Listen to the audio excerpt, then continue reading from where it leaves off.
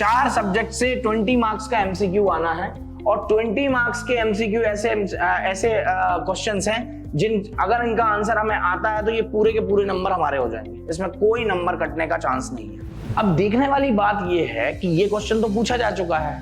अब सीबीएसई को अगर दोबारा से इस तरह का क्वेश्चन पूछना है तो वो हो सकता है कुछ और पूछ ले आपसे। चाइना आज की डेट में दुनिया की सेकंड सबसे वाइब्रेंट इकोनॉमी है। जानते हैं क्यों है? इसलिए है क्योंकि वो ट्रेडिशनल प्रोडक्शन में मास्टर हो चुका है। अभी हमारे रोड एंड ट्रांसपोर्ट मिनिस्टर ने कुछ दिनों पहले हाइड्रोजन फ्यूल से ड्रिवन कार जो है वो लॉन्च की इंडिया में। ठीक है, उसका वेस्ट पता क्या है? उसका जो एग्जॉस्ट है वो क्या है? पानी। और जब वो कार चलती है, अगर मान लो आपने 100 किलोमीटर की कार 100 किलोमीटर गाड़ी चला दी तो आसपास का लगभग 250 किलोमीटर का जो एरिया है ना वो पॉल्यूशन फ्री हो जाएगा उससे, ऐसा कहना है उनका। सो हेलो बच्चों, welcome to the world of PW foundation. आज मैं आपके लिए लेके आया हूं ज्योग्राफी पीवाईक्यू सीरीज, और ज्योग्राफी पीवाईक्यू सीरीज में हम यहां पे जानेंगे कि कौन कौन से क्वेश्चंस पिछले सालों के पेपर्स में पूछे गए हैं और किस तरह से वो क्वेश्चंस हमारे लिए इंपॉर्टेंट हो सकते हैं इस बार के बोर्ड एग्जामिनेशन के लिए।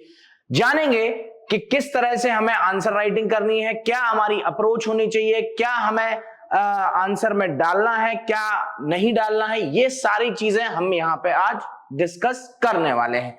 तो आइए शुरू करते हैं ज्योग्राफी के अंदर पीवाईक्यू सीरीज। सबसे पहले जब हम पीवाईक्यूज की बात करते हैं तो आपको यह जानना जरूरी होता है कि लास्ट जो प्रीवियस ईयर क्वेश्चन पेपर्स हैं उनमें जो क्वेश्चंस डाले गए हैं, सीबीएसई ने जो क्वेश्चंस पूछे हैं उनका पैटर्न क्या रहा है। ठीक है ना? तो अगर मैं बात करूं ज्योग्राफी सेक्शन की, तो ज्योग्राफी सेक्शन में आपके पास 7 चैप्टर्स आपको देखने को मिलेंगे। कितने चैप्टर्स आपको देखने को मिलेंगे? 7 चैप्टर्स आपको देखने को मिलेंगे। कौन कौन से चैप्टर्स हैं वो देखते हैं। सबसे पहला चैप्टर आता है resources and development. Resources and development पहला चैप्टर है, resources and development. Resources and development में बच्चों ट्रेंड अगर मैं बात करूं सीबीएसई के पिछले सालों के पेपर्स को देखते हुए, तो यहां पर ट्रेंड क्या रहा है कि इस चैप्टर को बहुत ज्यादा वेटेज नहीं दिया। ठीक है ना? सीबीएसई ने पेपर सेट करते टाइम इस चैप्टर को बहुत ज्यादा वेटेज नहीं दिया है। इसमें लगभग जो वेटेज आया है वो 1 to 3 मार्क्स का वेटेज आता है, 1 से 3 नंबर का वेटेज आता है। कभी कभार इससे मैप भी पूछ लिया जाता है, और मैप जनरली बेस्ड होता है किस चीज पे? सॉइल्स के टाइप या सॉइल के एरिया डिस्ट्रीब्यूशन के ऊपर जनरली मैप पूछा जाता है। अगर मैं बात करूं ज्योग्राफी के अंदर, तो ज्योग्राफी के अंदर आपको क्लियरली पता है कि ज्योग्राफी में 17+3 मार्क्स मैप का स्कोप है। 3 नंबर का मैप पूछा जाता है और 17 नंबर के आते हैं एमसीक्यू प्लस सब्जेक्टिव क्वेश्चंस। ठीक है, तो इतना तो हमें क्लियर हो गया कि 3 नंबर का मैप है। अब वो 3 नंबर का मैप जो है वो कौन कौन से चैप्टर्स ऐसे हैं जिनसे कि मैप पूछा जा सकता है। अगर आप 2020, 21, 22, 23 और 24 का पेपर देखें, 5 सालों के अगर हम पेपर स्टडी करेंगे यहां पे, तो हम देखेंगे कि सीबीएसई का जो पैटर्न है क्वेश्चन पूछने का वो लगभग हर साल में बदला है। ठीक है, 2 इयर्स तो ऐसे रहे जब कोविड था, तो कोविड के टाइम पे जो पेपर का स्टैंडर्ड था वो बहुत हाई लेवल का नहीं था। लेकिन जब मैं बात करूं आफ्टर कोविड या पोस्ट कोविड, तो पैटर्न देखते हैं हम जब सीबीएसई का, तो वो बदलता हुआ दिखाई देता है हमको। अगर मैं बात करूं 3 नंबर के मैप की, तो 3 नंबर के मैप में पूछे जाने की पॉसिबिलिटी या संभावना जो है वो रिसोर्सेज एंड डेवलपमेंट से एक क्वेश्चन पूछा जा सकता है आपसे। मैं ये नहीं कह रहा हूं कि आएगा ही आएगा या नहीं आएगा। ठीक है, अगर मैं बात करूं यहाँ पे सॉइल के टाइप की, तो सबसे ज्यादा जो आने की पॉसिबिलिटी होती है वो होती है ब्लैक सॉइल की। ठीक है, और एक पॉसिबिलिटी होती है लेटराइट सॉइल की। ठीक है, इन 2 सॉइल्स के पूछे जाने की पॉसिबिलिटी सबसे ज्यादा है। ठीक है, फिर भी लेकिन हमें जितने टाइप की सॉइल्स यहां पे दी गई हैं वो सारी की सारी पढ़ के रखना है। ठीक है, एक बार अच्छा, मैप को सॉल्व करने का जो सबसे अच्छा तरीका होता है ना बच्चों, वो क्या होता है कि आप ना डेली हैबिट में मैप को देखना चालू करिए। डेली मैप देखने की हैबिट डालिए। सिर्फ 2 मिनट 1 मिनट का टाइम दीजिए। आप आपकी एनसीईआरटी में जितने भी मैप्स दिए हुए हैं ज्योग्राफी के अंदर, आप उन सब मैप्स को केवल एक बार देखना चालू करिए। यकीन मानिए आप 10-15 दिनों में मास्टर हो जाएंगे मैप सॉल्व करने में। ठीक है ना? बहुत से बच्चों के मैप में नंबर कट जाते हैं। ठीक है। और मैप में नंबर कटने की सबसे बड़ी वजह यही है कि मैप हम उसी टाइम पे पढ़ना चालू करते हैं या देखना चालू करते हैं जब हमारा एग्जाम बिल्कुल पास में आ जाता है। ठीक है, तो अगर आप डेली बेसिस पे ये हैबिट डाल लोगे मैप देखने की, सुबह उठिए, सुबह उठ के केवल ज्योग्राफी की एनसीईआरटी उठाइए, ज्योग्राफी की एनसीईआरटी में जितने मैप दिए हो उनको पलटना चालू करिए, मैं यकीन मानिए आप 10 दिन में मैप के मास्टर हो जाएंगे। ठीक है, आगे बढ़ते हैं। रिसोर्सेज एंड डेवलपमेंट के बाद जो अगला चैप्टर आता है वो आपका कौन सा है? जो अगला चैप्टर है, सेकंड नंबर का चैप्टर है, वो है आपका forest and wild life resources. Forest and wild life resources,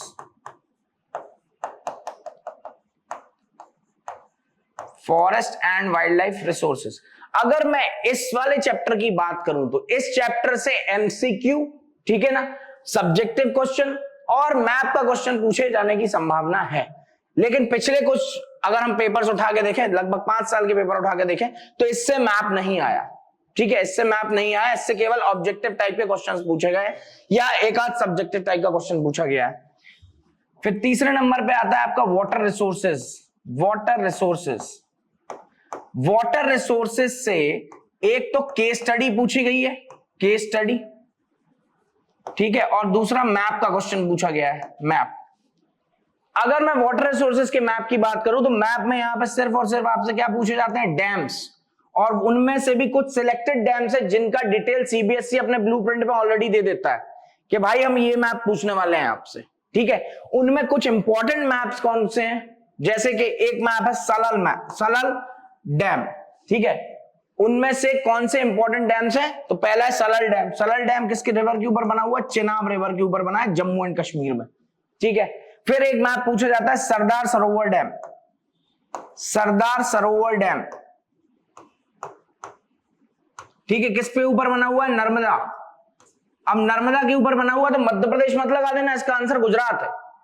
ठीक है, फिर एक बार पूछ लिया गया tallest dam of India. Tallest dam, अगर मैं टॉलेस्ट डैम ऑफ इंडिया की बात करूं तो इंडिया का टॉलेस्ट डैम कौन सा है? Bhakra Nangal dam, 256 metre height, लगभग 800 फीट के आसपास ऊंचा है वो। ठीक है, तो कौन सा है? भाखड़ा नंगल डैम।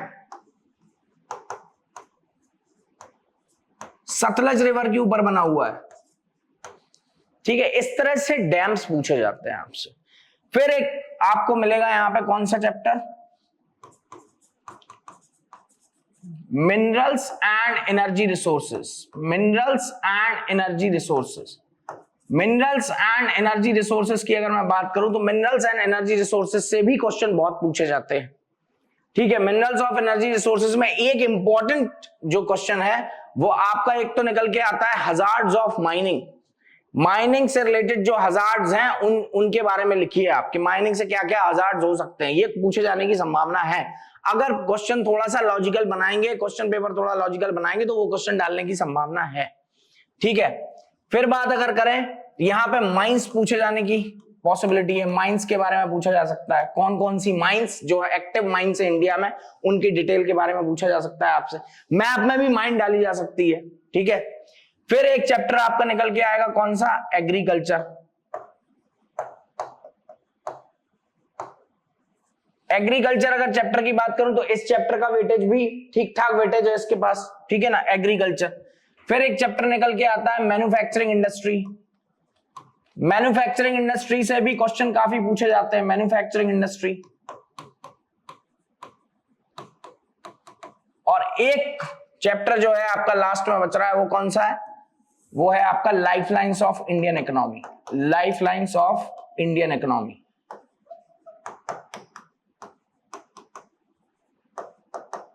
इससे केवल और केवल मैप के क्वेश्चन पूछे गए हैं, मैप वर्क।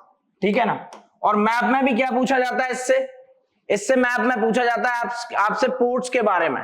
इंडिया में टोटल अगर मेजर पोर्ट्स की बात करें तो कितने हैं? मेजर पोर्ट्स की अगर मैं बात करूं तो 13 मेजर पोर्ट्स हैं इंडिया के पास। उन 13 मेजर पोर्ट्स में से कुछ जो पोर्ट्स हैं वो बहुत ज्यादा इंपॉर्टेंट है। जैसे बिगेस्ट नेचुरल पोर्ट कौन सा है? तो बिगेस्ट नेचुरल पोर्ट मुंबई। ठीक है, अगर मैं बात करूं तो टाइडल पोर्ट के बारे में पूछा जा सकता है। टाइडल पोर्ट कौन सा है? कांडला। इसी तरह से आपसे पूछा जा सकता है oldest artificial port in India, पूछा जा चुका है ये क्वेश्चन। तो उसका आंसर क्या होगा? चेन्नई। डीपेस्ट पोर्ट कौन सा है इंडिया में और सेफेस्ट पोर्ट कौन सा है? तो उसका आंसर होगा विशाखापट्टनम। इस तरह के क्वेश्चन यहां पूछे जाते हैं। तो एक बार हम बैकग्राउंड देख रहे थे यहां पे कि कौन कौन से चैप्टर्स हमारे पास हैं, किन किन चैप्टर्स से क्या क्या अप्रोच हो सकती है क्वेश्चन पूछने की, इसके बारे में हम डिस्कस कर रहे थे। ठीक है, अब आगे बढ़ते हैं, देखते हैं किस तरह के क्वेश्चन पूछे गए हैं और उनका आंसर राइटिंग अप्रोच कैसा होना चाहिए, उनको हम किस तरह से तैयार करेंगे, ये सारी चीजें हम डिस्कस करने वाले हैं। सबसे पहले एमसीक्यू पे नजर गई हमारी। ठीक है, सबसे पहले हम देखते हैं एमसीक्यू। एमसीक्यू देखिए इंपॉर्टेंट इसलिए एमसीक्यू क्योंकि इसमें जो है ना नंबर, कितने नंबर का? 20 मार्क्स के एमसीक्यू आने हैं हमारे पेपर में, 20 मार्क्स के। अब हमारे पास 4 सब्जेक्ट हैं। ठीक है, हिस्ट्री, ज्योग्राफी, पॉलिटिकल साइंस और आपका इकोनॉमिक्स। इन 4 चैप्टर से, 4 सब्जेक्ट से 20 मार्क्स का एमसीक्यू आना है और 20 मार्क्स के एमसीक्यू ऐसे क्वेश्चंस हैं जिन अगर इनका आंसर हमें आता है तो ये पूरे के पूरे नंबर हमारे हो जाएंगे, इसमें कोई नंबर कटने का चांस नहीं है। अगर आप 20 नंबर का सही करके आओगे तो 20 नंबर पूरे आपको मिलेंगे। ठीक है, स्कोप देखिए पेपर में कैसा है। 20 मार्क्स का एमसीक्यू हो गया, 5 नंबर का मैप हो गया और 12 मार्क्स की हो गई हमारी केस स्टडी। अब आप ये देख पा रहे होगे यहां पे कि कितना हो रहा है, ये 37 मार्क्स हो रहा है। ये 37 मार्क्स जो है ना ये आपके बिल्कुल श्योर शॉट आने ही है। ठीक है, वो भी थोड़ी सी प्रिपरेशन में, बहुत ज्यादा इसमें मेहनत भी नहीं लगनी है, थोड़ी सी प्रिपरेशन में 37 नंबर तो हमारे बिल्कुल पक्के हो चुके हैं। अब कितना बच रहा है हमारे पास? 43 मार्क्स का पेपर बच रहा है। तो 43 मार्क्स में हमें क्या करना है? 43 मार्क्स में हमें थोड़ी सी मेहनत लगेगी। 43 मार्क्स में हमें आंसर राइटिंग करनी पड़ेगी। 43 मार्क्स के लिए हमें आंसर राइटिंग सीखनी पड़ेगी, हमें अपनी अप्रोच बेटर करनी होगी ताकि एग्जामिनर जब हमारी कॉपी देखे तो उसका मन खुश हो जाए, क्या बढ़िया कॉपी आई है। ठीक है, और एक चीज और मैं आपको बताता हूं, अच्छे मार्क्स लाने के लिए जो सबसे ज्यादा इंपॉर्टेंट चीजें होती है वो सबसे पहली बात तो होती है राइटिंग, राइटिंग स्किल्स। ठीक है, दूसरी बात इंप्रेशन, आपकी कॉपी कितनी इंप्रेसिव लग रही है उस पर डिपेंड करता है आपके कितने मार्क्स आएंगे। और तीसरा नंबर होता है यहां पे क्वालिटी आंसर, आपसे जो पूछा गया है आपको वही लिखना है, दुनिया भर की बातें नहीं लिखनी, उसमें कहानी नहीं लिखनी है। जनरली लोग क्या करते हैं, वो कुछ भी लिखने लग जाते हैं, इसीलिए मार्क्स कट जाते हैं। ठीक है, तो आपको सिर्फ उतना ही लिखना है जितना पूछा गया है। देखते हैं क्वेश्चन, देखते हैं क्या पूछा गया है। विच of the following is not a characteristic of intensive subsistence farming. इस तरह का कभी भी कोई क्वेश्चन अगर आपके सामने आया है, देखिए जब भी हम क्वेश्चन सॉल्व करने के लिए बैठते हैं या क्वेश्चन में हम आंसर देने के लिए बैठते हैं तो सबसे पहली बात जो ध्यान रखनी है वो ये ध्यान रखनी है क्वेश्चन को कम से कम 2 बार पढ़ा जाए। कई बार क्या होता है, हम जल्दीबाजी में क्वेश्चन सॉल्व करने बैठते हैं और गलत करके आ जाते हैं। अब क्वेश्चन को अगर आप ध्यान से देखेंगे तो विच of the following is not a characteristic, यहां क्या लगा दिया उसने? नॉट। ठीक है, बच्चा क्या करेगा, इसको देखेगा, या कोई भी नॉर्मल आदमी भी अगर इसको सॉल्व करेगा तो वो देखेगा विच of the following characteristics of intensive subsistence farming. अब यहां पे एक अच्छी चीज ये है कि 3 ऑप्शंस ऐसे दिए हुए हैं जो कैरेक्टरिस्टिक है, तो साफ समझ में आता है कि ऑड ये दिख रहा है तो इस पर टिक लगा दोगे आप। लेकिन कभी कभी क्या होता है, ऑप्शंस लगभग मिलते जुलते हैं। ठीक है, तो हम क्या करते हैं, हम नॉट शब्द को ना पढ़ के हम डायरेक्ट आंसर लगा देते, ए लगा दिया, गलत हो गया, जबकि उसने पूछा था नॉट अ कैरेक्टरिस्टिक। तो हमें इन चीजों पे ध्यान देना बहुत जरूरी है। तो इसीलिए पेपर को लगभग 2 बार पढ़ना बहुत जरूरी होता है। जब तक आप पेपर की रीडिंग नहीं करेंगे, जल्दबाजी में आप क्वेश्चन अटेम्प्ट करेंगे, हमेशा गलत होने का चांस रहेगा। ठीक, तो यहां पे हम जब ऑप्शंस पढ़ेंगे, पहले तो हमने पढ़ लिया कि वो पूछ रहा है कि इसमें से कौन कैरेक्टरिस्टिक नहीं है इंटेंसिव सब्सिस्टेंस फार्मिंग की। तो सबसे पहले हमें यह भी पता होना जरूरी होता है कि इंटेंसिव सब्सिस्टेंस फार्मिंग होती क्या है। सब्सिस्टेंस की अगर बात करें तो ये जनरली वर्ड जो है वो किससे जुड़ा हुआ है? सर्वाइवल से जुड़ा हुआ है। ठीक है, to sustain the livelihood it's called subsistence. भरण पोषण के लिए जो खेती की जाती है उसको हम सब्सिस्टेंस फार्मिंग में सब्सिस्टेंस फार्मिंग की कैटेगरी में डालते हैं। अब बात आती है इंटेंसिव। इंटेंसिव मतलब लेवल बढ़ गया, ठीक है, जैसे सब्सिस्टेंस फार्मिंग का अगर मैं मतलब बताऊं आपको, प्रिमिटिव सब्सिस्टेंस फार्मिंग और इंटेंसिव।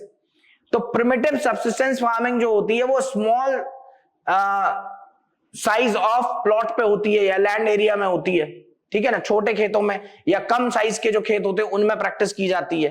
सीधी सी बात है, जब लैंड एरिया ही छोटा है, जब जमीन ही छोटी है हमारे पास, तो हमारे पास इन्वेस्टमेंट करने का पैसा भी नहीं होगा। सीधी सी बात है, जब साइज ऑफ लैंड जो है वो छोटा है तो उसके ऊपर इन्वेस्टमेंट करने के लिए भी हमारे पास पोटेंशियल कम ही होगा। तो उसमें प्रिमिटिव टाइप के टूल इस्तेमाल होंगे, प्रिमिटिव टाइप का आपका टेक्नोलॉजी इस्तेमाल होगी, जो मैन्योर होगा या फर्टिलाइजर होगा वो भी बहुत ज्यादा केमिकली रिच नहीं होंगे, ठीक है ना, ट्रेडिशनली यूज होगा, हाउस होल्ड लेबर होगा। लेकिन जब हम इंटेंसिव की बात करते हैं तो इंटेंसिव का मतलब क्या हो गया यहाँ पे, जो प्लॉट एरिया है, जो फार्म लैंड है, उसका साइज बड़ा है, और साइज बड़ा है मतलब उसमें ज्यादा इन्वेस्टमेंट की रिक्वायरमेंट है। तो सीधी सी बात है, पहली कैरेक्टरिस्टिक बनने पड़ी, this is practised in areas of high population, ज्यादा पॉपुलेशन वाले एरिया में प्रैक्टिस होता है एक तो ये, ठीक है। It is an example of labour intensive farming. सीधी सी बात है, जब फार्म साइज बड़ा है तो उसमें ज्यादा लेबर की जरूरत होगी, ठीक है, ज्यादा लोगों की जरूरत होगी काम करने के लिए, फसल को बोने के लिए, काटने के लिए, ठीक है ना, इरिगेशन करने के लिए, इन सारी चीजों के लिए ज्यादा लोगों की जरूरत होगी। दूसरी बात, जब आप इतने बड़े लेवल पे खेती कर रहे हो तो यहां पे आपको केमिकल फर्टिलाइजर्स और पेस्टिसाइड्स की भी जरूरत होगी। तो ये तीनों क्या हो जाएंगी, कैरेक्टरिस्टिक हो जाएंगी, ठीक है। और it is not an example of commercial farming. Commercial farming अलग चीज होती है, ठीक है ना। कमर्शियल फार्मिंग में दो कैटेगरीज है, प्लांटेशन है और एक कमर्शियल ग्रेन फार्मिंग है, ठीक है। तो अगर मैं बात करूं तो ये जो कैटेगरी है इंटेंसिव सब्सटेंस फार्मिंग की, ये जनरली कौन से एरियाज में प्रैक्टिस होती है, तो मैं आपको बता देता हूं किन स्टेट्स में होती है। अगर मैं बात करूं तो सबसे ज्यादा होती है यूपी, एमपी, बिहार, महाराष्ट्र। इन 4 स्टेट्स के मैंने नाम लिखे, ये इंडिया के टॉप पॉपुलस स्टेट्स हैं, टॉप पॉपुलस स्टेट्स हैं, सबसे ज्यादा पॉपुलेशन रहती है इन स्टेट्स में, ठीक है ना। तो यहां पे इसका आंसर होगा डी। चलिए आगे बढ़ते हैं। फिर एक क्वेश्चन है, name any one rabi crop, और इसके और में एक क्वेश्चन पूछा गया है, in which cropping season are jowar and bajra crops grown in India. Agriculture से क्वेश्चन है, पिछला वाला भी एग्रीकल्चर से था, ये भी एग्रीकल्चर से ही क्वेश्चन पूछा गया है। अब आपको यहां पे एक चीज पता है कि इंडिया में जो क्रॉपिंग पैटर्न है, इंडिया में जो क्रॉपिंग पैटर्न है उसको 3 पार्ट में डिवाइड किया है हमने, ठीक है, खरीफ, रबी और जैद, ठीक है, या जायद। तो अगर बात करें खरीफ सीजन की तो ये जुलाई से सितंबर का सीजन है या जुलाई से अक्टूबर तक का है, ठीक है।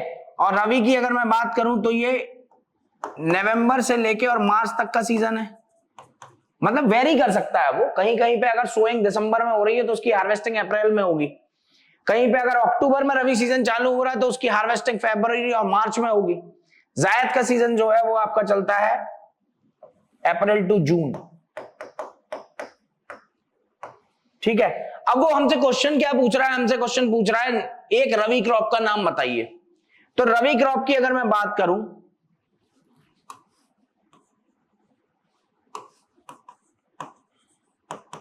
रबी क्रॉप की अगर मैं बात करूं तो रबी सीजन में कौन सी क्रॉप्स को ग्रो किया जाता है, आप एक चीज याद रख लो, व्हीट, ये आपको कभी नहीं भूलेगा। गेहूं जो है वो रबी सीजन में उगाया जाता है, ठीक है, मस्टर्ड,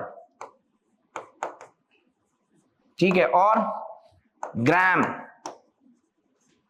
पीज, ये सब आपकी कौन सी है, रबी सीजन की क्रॉप है। अगर मैं बात करूं तो खरीफ सीजन में कौन सी क्रॉप्स को ग्रो किया जाता है, ज्वार, बाजरा, राइस, ठीक है, और कौन सी है, कॉटन। ये क्रॉप्स जो है वो आपके खरीफ सीजन में ग्रो की जाती हैं। जायद में जनरली वेजिटेबल्स, ठीक है, और वाटरमेलन,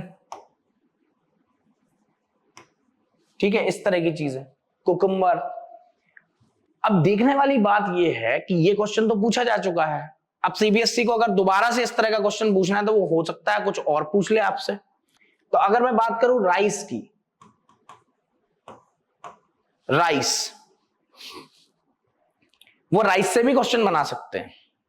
अगर मैं बात करूं राइस की तो वो पूछ सकते हैं कि राइस कौन से एरिया में कमर्शियल क्रॉप है। ठीक है, राइस कौन से एरिया में कमर्शियल क्रॉप है। तो पंजाब और हरियाणा में, पंजाब एंड हरियाणा में राइस जो है वो कंज्यूमेबल आइटम कम है, एक्सपोर्टेड आइटम ज्यादा है, मतलब उसको कंज्यूम कम करते हैं पंजाब हरियाणा वाले, बेचते ज्यादा है। वहीं अगर उड़ीसा, छत्तीसगढ़, वेस्ट बंगाल की बात करें तो rice is the staple crop. Rice क्या है?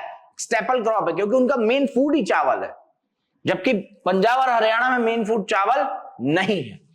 फिर बात आती है राइस को वेस्ट बंगाल में तीनों सीजन्स में ग्रो किया जाता है, औस, अमन एंड बोरो। ठीक है, औस, अमन एंड बोरो तीनों सीजन में ग्रो किया जाता है। इससे भी क्वेश्चन बन सकता है कि aus, aman and boro are the cropping pattern of which crop, तो वो राइस आंसर होगा। या स्टेट पूछ लेंगे तो वेस्ट बंगाल। फिर एक क्वेश्चन और बना सकते हैं कि which of the following state is the largest producer of rice, तो आंसर होगा वेस्ट बंगाल।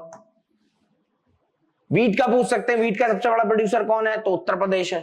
ठीक है, ओवरऑल प्रोडक्शन में, पर हेक्टेयर प्रोडक्शन में पंजाब है। ठीक है, इस तरह के क्वेश्चन यहां पूछे जा सकते हैं। आगे बढ़ते हैं, दूसरा क्वेश्चन देखते हैं। इनमें से कौन सा फैक्टर ऐसा है जो इंडस्ट्रियल लोकेशन को अफेक्ट नहीं करता। तो अगर आपको यहां पे मैन्युफैक्चरिंग इंडस्ट्री के अंदर फैक्टर्स ऑफ इंडस्ट्रियल लोकेशन आपने पढ़ रखे हैं तो आप आराम से बता दोगे, बहुत ही इजी क्वेश्चन है ये। ठीक है, तो फैक्टर्स ऑफ इंडस्ट्रियल लोकेशंस कौन से होते हैं? सबसे पहले तो हमें जमीन चाहिए, कैपिटल चाहिए, मार्केट चाहिए, ट्रांसपोर्टेशन चाहिए,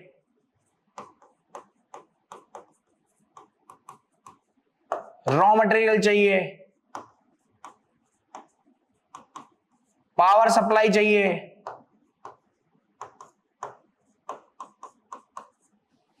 लेबर चाहिए, वाटर चाहिए। ठीक है, ये सारे इंडस्ट्रियल लोकेशन फैक्टर्स है। अब इनमें देखो आप कौन सी चीज ऐसी है जो आपको यहां नहीं दिख रही और यहां दिख रही है। तो आपको दिख रहा है rainfall. Rainfall can't affect the industrial location. ठीक है, रेनफॉल कभी भी इंडस्ट्रियल लोकेशन को अफेक्ट करने वाला फैक्टर नहीं हो सकती। अब एक चीज और है, ये क्वेश्चन तो हम ज्योग्राफी में डिस्कस कर रहे हैं, लेकिन आपसे या आपको एग्जामिनेशन के अंदर सीबीएसई चाहे तो एक क्वेश्चन बना सकती है इकोनॉमिक्स पोर्शन से, ग्लोबलाइजेशन एंड इंडियन इकोनॉमी से। ये सारी की सारी जो फैसिलिटीज हैं ये स्पेशल इकोनॉमिक जोन में अवेलेबल करके देती है गवर्नमेंट। स्पेशल इकोनॉमिक जोन में बिल्कुल रिड्यूस्ड रेट पे या नेग्लिजिबल रेट्स पे ये सारी चीजें अवेलेबल होंगी। कैपिटल छोड़ दो आप, वो नहीं देगी सरकार लगाने को, उसको तो चाहिए ही है उसको। ठीक है, कैपिटल नहीं देगी, ठीक है, लेबर नहीं देगी, बाकी ये सारी चीजें आपको रिड्यूस्ड रेट पे मिल जाएंगी। ठीक है, तो स्पेशल इकोनॉमिक जोन 2005 की पॉलिसी है, 2005 की पॉलिसी है।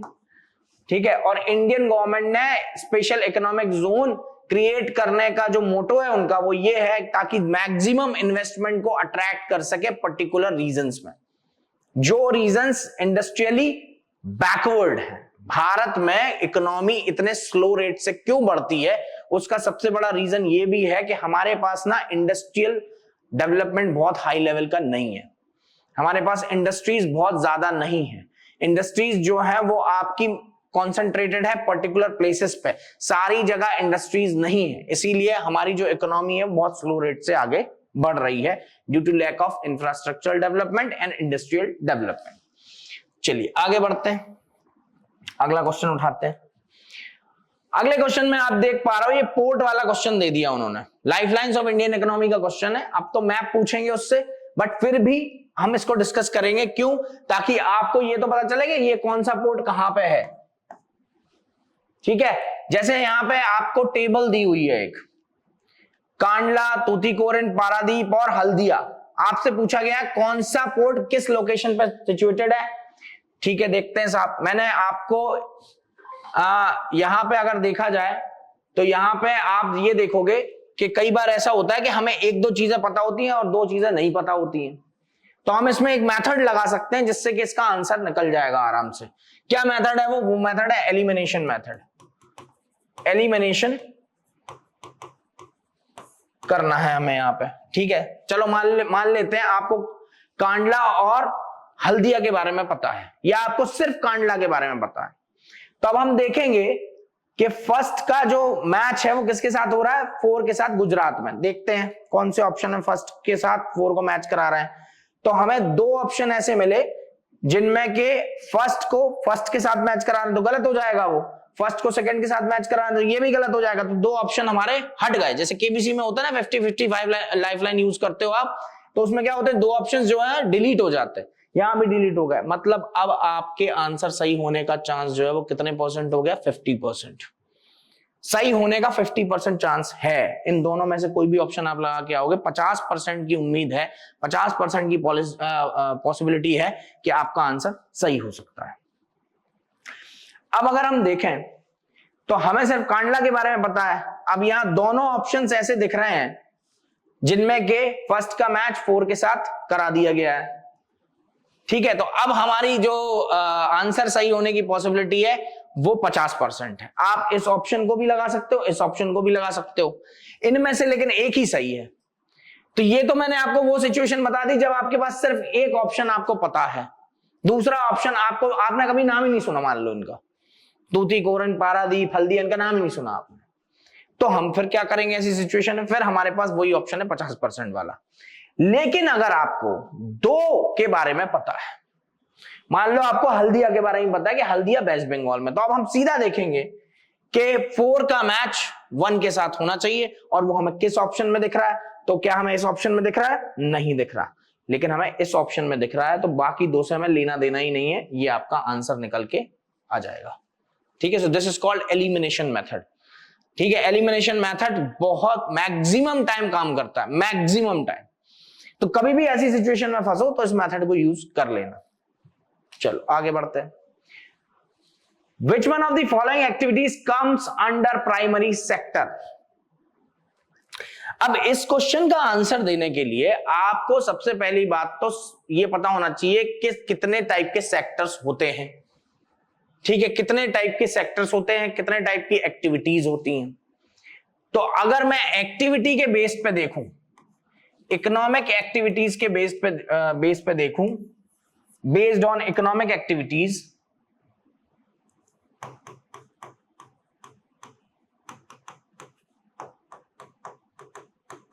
इकोनॉमिक एक्टिविटीज के बेसिस पे अगर हम देखें यहां पर, तो 3 तरह के सेक्टर्स देखने को मिलते हैं हमको। प्राइमरी, सेकेंडरी और टर्शरी। प्राइमरी, सेकेंडरी और टर्शरी, 3 तरह की इकोनॉमिक एक्टिविटीज होती हैं और 3 ही तरह के सेक्टर होते हैं यहां पे इकोनॉमिक एक्टिविटीज के बेसिस पे। तो अगर मैं प्राइमरी सेक्टर की बात करूं तो इसका सीधा सीधा सा रिलेशन है एक्सट्रैक्शन ऑफ नेचुरल रिसोर्सेज। इसका काम क्या है, एक्सट्रैक्ट करना नेचुरल रिसोर्सेज को, extraction of natural resources. Natural resources का extraction is related to primary sector, और the extraction of natural resources is primary activity. क्या है ये, प्राइमरी एक्टिविटी।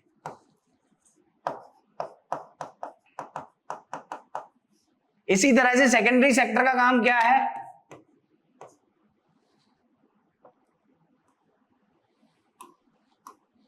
सेकेंडरी सेक्टर का काम क्या है, conversion of raw material into finished products. किस में कन्वर्ट करना? फिनिश्ड प्रोडक्ट्स में कन्वर्ट करना रॉ मटेरियल को। ठीक है, इस सेक्टर का काम क्या है? टर्शरी सेक्टर का। ये सेक्टर पूरी तरह से किस पे बेस्ड है? Based on services. ठीक है, या हम ये कह सकते हैं कि टर्शरी सेक्टर का काम है प्राइमरी और सेकेंडरी सेक्टर को सर्विस प्रोवाइड करना। जैसे यहां कुछ बना रहे हो तो ट्रांसपोर्टेशन चाहिए इसको मार्केट में ले जाने के लिए, तो अल्टीमेटली टर्शरी सेक्टर क्या करता है? प्रोवाइड द हेल्प और provide the aid to secondary and primary sector. Aid provide करता है, हेल्प प्रोवाइड करता है, सर्विस देता है मतलब। तो अब हमें ये क्लियरली समझ में आ गया कि प्राइमरी सेक्टर जो है वो नेचुरल रिसोर्सेज से रिलेटेड है। डायरेक्टली नेचर में अवेलेबल जो रिसोर्सेज होते हैं उनको यूज करने की एक्टिविटी को हम प्राइमरी एक्टिविटी कहते हैं और उस सेक्टर को हम प्राइमरी सेक्टर कहते हैं। तो यहाँ क्या दिख रहा है हमें? ट्रांसपोर्ट, अभी अभी बताया मैंने, सर्विस सेक्टर का एग्जांपल है। एजुकेशन सर्विस सेक्टर का एग्जांपल है। स्टोरेज सर्विस सेक्टर का एग्जांपल है। तो अब बच क्या रहा है? बच रहा है माइनिंग। भाई माइनिंग से जो भी रिसोर्स आपको मिलता है, जो भी मिनरल रिसोर्सेज मिलते हैं, वो क्या आपने बनाए हैं? वो नेचर ने बनाए हैं। आप सिर्फ क्या कर रहे हो? उनका एक्सट्रैक्शन कर रहे हो। तो mining will be the example of primary sector.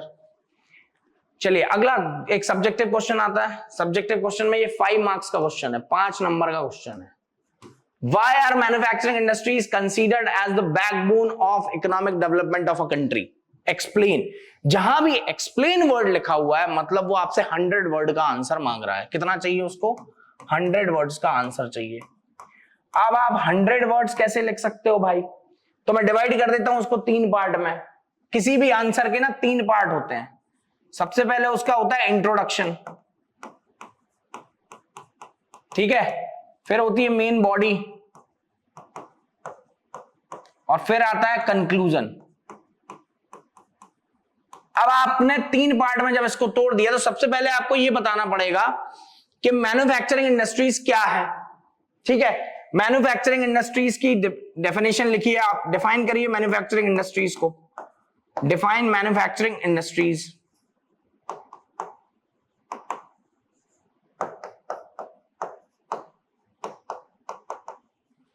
Manufacturing industries को डिफाइन करिए। यहां मेन बॉडी में आप क्या लिखेंगे? आप लिखेंगे characteristics of manufacturing industry. Characteristics of manufacturing industries.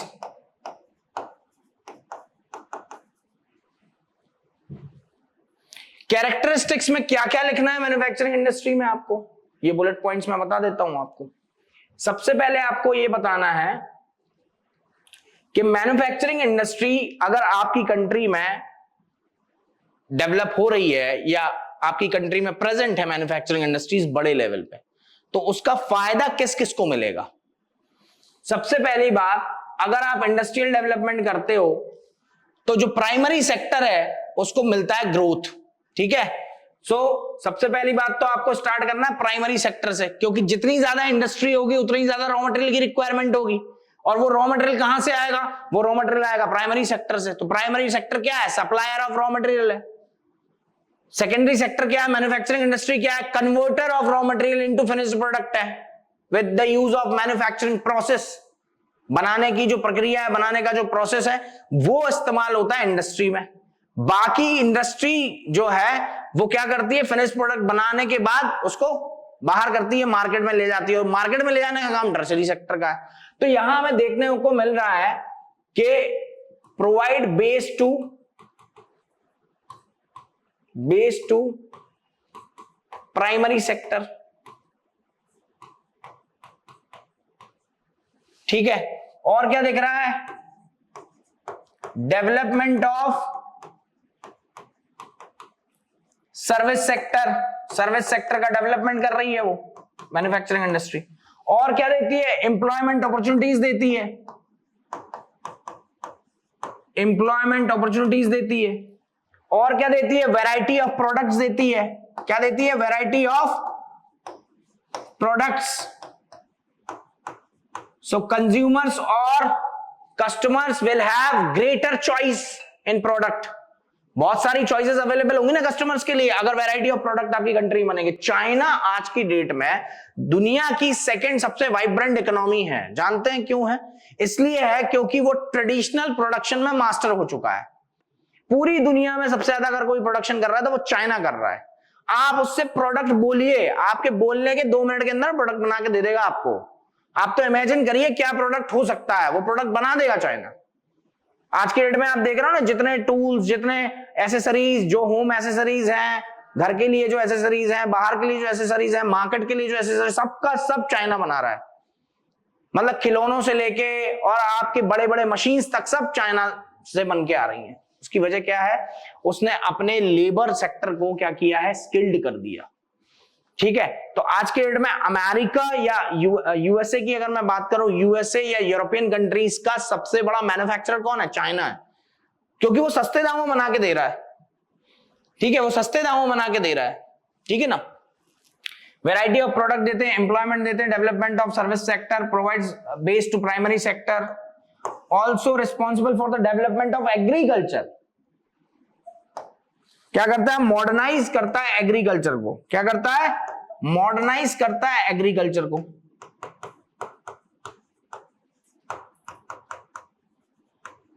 तो इस तरह से ये 5 कैरेक्टरिस्टिक्स अगर आपने लिख दी तो आपका काम हो जाएगा।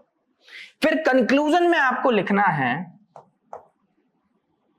Need of manufacturing industries.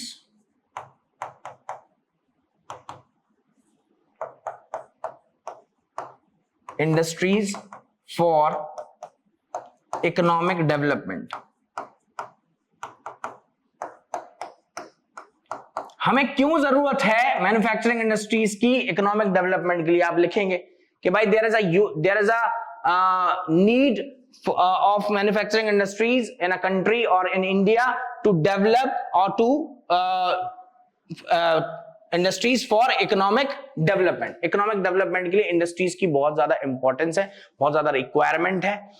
जितने भी देश आज की डेट में डेवलप्ड हैं वो इसीलिए डेवलप्ड है क्योंकि उनका इंडस्ट्रियल बेस बहुत ज्यादा स्ट्रांग है। ठीक है ना, और इंडिया को इसकी बहुत ज्यादा जरूरत है। तो इस तरह से आप अपना आंसर जो है वो कंक्लूड करेंगे। तो यहां पे अगर मैं बात करूं तो ये जाएगा लगभग 20 to 30 वर्ड्स में।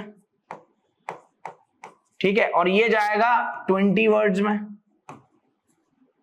ठीक है, और ये जाएगा 50 to 60 वर्ड्स में। तो लगभग आपके 100 to 110 वर्ड्स यहां पे हो जाएंगे, आंसर कंप्लीट हो जाएगा और इसमें पूरे के पूरे आपको 5 नंबर मिलेंगे। इस तरह का आंसर रिक्वायर्ड होता है एग्जामिनेशन में। इस तरह के आंसर की मतलब देखा जाए तो रिक्वायरमेंट यहां पे है, और जो एग्जामिनर है जो आपकी कॉपी चेक कर रहा है वो इस तरह का आंसर देखना चाहता है आपकी कॉपी में, तब वो आपको फुल में से फुल मार्क्स देगा। ठीक है, चलिए आगे बढ़ते हैं। Which one of the following states, in which of the following state is overgrazing the main reason for land degradation? इनमें से कौन सा ऐसा स्टेट है जिसमें ओवरग्रेजिंग सबसे ज्यादा प्रॉब्लम है? किसकी? लैंड डिग्रेडेशन की। लैंड डिग्रेडेशन किस वजह से हो रहा है? ओवरग्रेजिंग की वजह से। ठीक है, ओवरग्रेजिंग की वजह से सबसे ज्यादा लैंड डिग्रेड हो रहा है। अब इसका आंसर हम कैसे लगाएं? इसमें हम कैसे आंसर दें, क्योंकि हमें नहीं समझ में आ रहा क्या आंसर होगा इसका। ठीक है, अगर आपने पढ़ा है तो आपको आंसर पता होगा, लेकिन अगर कहीं आप चूक गए, आप नहीं पढ़ पाए, तो फिर इसका आंसर कैसे लगाया जाए? तो देखिए सीधी सी बात है, पंजाब जो है एग्रीकल्चर वाइज बहुत ज्यादा रिच है, एग्रीकल्चर बहुत हाई लेवल का है, एग्रीकल्चर रिच स्टेट है। हिमाचल प्रदेश अगर देखें तो आपको देखने को मिलेगा अनड्यूलेटिंग टोपोग्राफी। मतलब सीधी सी बात है, जो ग्रासलैंड्स होंगे, ग्रासलैंड्स या पास्चर लैंड्स जो होंगे वो कम होंगे कंपैरेटिवली। पास्चर लैंड क्या होगा?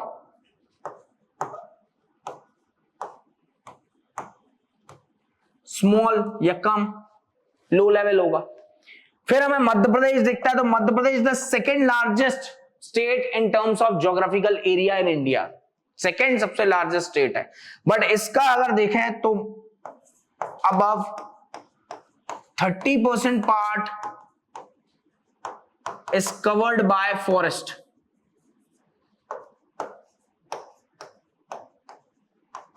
थर्टी 30% पार्ट जो है फॉरेस्ट से कवर्ड है, 30% से ज्यादा। पूरे भारत का सबसे ज्यादा फॉरेस्ट मध्य प्रदेश में ही मिलता है। तो अब हमारे पास क्या बच रहा है? हमारे पास बच रहा है गुजरात। और गुजरात की अगर मैं बात करूं तो लार्जेस्ट मिल्क प्रोड्यूसर है, लार्जेस्ट मिल्क प्रोड्यूसर या मिल्क प्रोड्यूसिंग स्टेट, सबसे ज्यादा मिल्क प्रोड्यूस करने वाला स्टेट है। यहां पे एक प्लांट भी लगा हुआ है, अमूल इंडिया, ठीक है, अमूल इंडिया। अमूल इंडिया जो प्लांट है इसका एक फुल फॉर्म है, ठीक है, आनंद मिल्क यूनियन लिमिटेड। इसकी जो एस्टेब्लिशमेंट हुई वो हुई 1948 में, और यहां पे एक सीईओ आए जिनका नाम था वर्गीस कुरियन, और वर्गीस कुरियन साहब ने क्या किया? व्हाइट रेवोल्यूशन स्टार्ट करवाया, व्हाइट रेवोल्यूशन, जिसको कि हम ऑपरेशन फ्लड के नाम से भी जानते हैं। ये क्वेश्चन भी पूछे जाने की संभावना है। Operation flood is related to white revolution या मिल्क प्रोडक्शन, ठीक है। तो अब हमें दिखता है कि जहां सबसे ज्यादा मिल्क प्रोड्यूस हो रहा है वहां सबसे ज्यादा कैटल्स भी होंगे, और कैटल्स होंगे तो वो ग्रेज भी करेंगे, और ग्रेज करेंगे तो लैंड डिग्रेड होगी ड्यू टू ग्रेजिंग। तो आंसर क्या निकल के आ गया? गुजरात। अगर मैं देखूं कि ऐसे स्टेट जिनमें ग्रेजिंग की प्रॉब्लम सबसे ज्यादा है तो उनमें गुजरात, महाराष्ट्र, मध्य प्रदेश, इनके नंबर आते हैं। बट सब यहां पे मध्य प्रदेश भी दे दिया और गुजरात भी दे दिया, और सबसे ज्यादा गुजरात में डिग्रेडेड है, इसलिए गुजरात इसका आंसर होगा, ठीक है। तो ये होगा इसका आंसर। इस तरह से आप अगर सोचोगे, एक आध मिनट लगाओगे क्वेश्चन में, ठीक है ना। हालांकि मैं आपको समझा रहा हूं तो इसमें टाइम ज्यादा लग रहा है। अगर आप ये तरीका सीख जाओगे तो फटाफट आंसर निकालना भी सीख जाओगे। आप आपकी नजर पड़ेगी, अच्छा हिमाचल प्रदेश, पंजाब, मध्य प्रदेश, इसमें तो टोपोग्राफी ऐसी नहीं है, ग्रेजिंग लैंड बहुत छोटा होगा यहाँ पे। तो फिर बात की पंजाब में तो वैसी कमर्शियल फार्मिंग बहुत होती है, तो इनके यहाँ तो एरिया अंडर एग्रीकल्चर सबसे ज्यादा हुआ, तो इनके यहाँ खुले मैदान तो होंगे ही नहीं। फिर मध्य प्रदेश की अगर मैं बात करूं तो मध्य प्रदेश में होगा, लेकिन मध्य प्रदेश की मैक्सिमम लैंड जो है, मतलब 30% लैंड जो है वो फॉरेस्ट से कवर है, तो यहाँ तो लैंड डिग्रेडेशन कम ही होगी कंपैरेटिवली इन तीन स्टेट्स के। तो अब कौन बच रहा है? गुजरात बच रहा है। गुजरात पे आंसर लगा दो। चलो आगे बढ़ते हैं। Which one of the following is the major source of water pollution? Water pollution का सोर्स कौन है इनमें से? अगर मैं बात करूं वाटर पॉल्यूशन की, तो वाटर पॉल्यूशन आपको कौन से चैप्टर में देखने को मिलेगा? वाटर पॉल्यूशन आपको कौन से चैप्टर में मिलेगा? मैन्युफैक्चरिंग इंडस्ट्रीज के अंदर देखने को मिलेगा, मिनरल्स एंड एनर्जी रिसोर्सेज के अंदर भी देखने को मिलेगा। सबसे पहली बात आती है, अगर जब आप इस तरह के क्वेश्चंस आप देखते हो तो आपको दिखता है कि यहां पे साफ साफ लिखा हुआ है rainfall, landslide, over irrigation, industrial waste. ये जो दोनों चीजें हैं ये तो नेचुरल एक्शंस हैं, नेचुरल एक्शंस हैं, और इन दोनों में हमें दिखाई दे रहा है कि इन दोनों में कोई भी ऐसी चीज नहीं है जिससे कि वाटर पॉल्यूट हो सके, ठीक है। अब बात आती है ओवर इरिगेशन। तो over irrigation is the cause of soil erosion. किसका कॉज है? Soil erosion. और ओवर इरिगेशन से सबसे ज्यादा जो स्टेट्स अफेक्टेड है वो कौन से हैं? मोस्ट अफेक्टेड स्टेट्स कौन से हैं?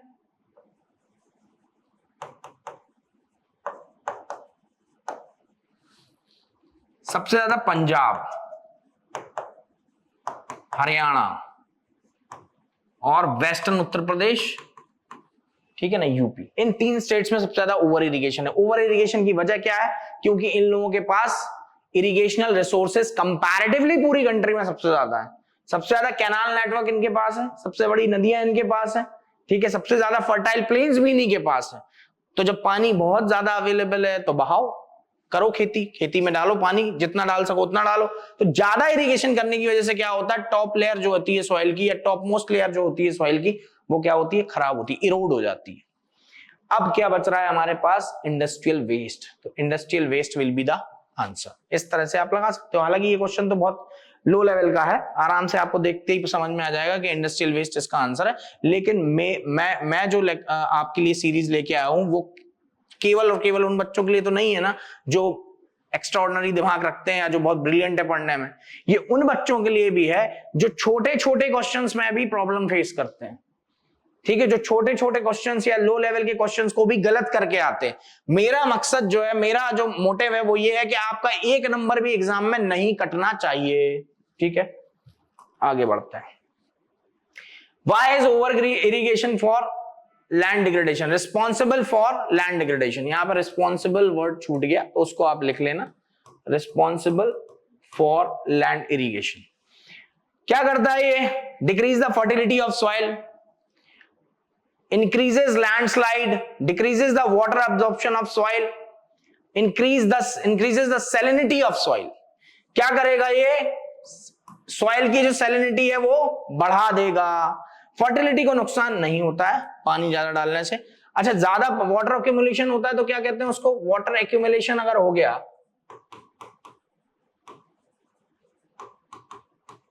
तो ये किस चीज में जाता है? लीचिंग। ठीक है, और लीचिंग की वजह से क्या होता है? लीचिंग की वजह से क्या होता है? जो वाटर एब्जॉर्प्शन कैपेसिटी है वो कम हो जाती है। ठीक है ना, वाटर एब्जॉर्प्शन कैपेसिटी कम हो गई और मॉइस्चर खत्म हो जाएगा नीचे, ऊपर तो रहेगा पानी, नीचे खत्म हो जाएगा, फर्टिलिटी ऑफ सॉइल जो है वो लूज होगी। ठीक है, ये सारी चीज ये किससे डिक्रीज होती है? फर्टिलिटी ऑफ सॉइल किससे डिक्रीज होती है? ज्यादा इंसेक्टिसाइड्स, पेस्टिसाइड्स और फर्टिलाइजर यूज करने से क्या होता है? फर्टिलिटी लूज हो जाती है। फिर बात आती है इंक्रीजेस लैंडस्लाइड, तो ये हमारे ऑप्शन में नहीं है। ठीक है, decreases the water absorption of soil तो लीचिंग जाएगा, और increases the salinity of soil तो ओवर इरिगेशन आएगा। मैंने स्टेट्स आपको बताई दिए कौन से स्टेट्स में प्रॉब्लम है।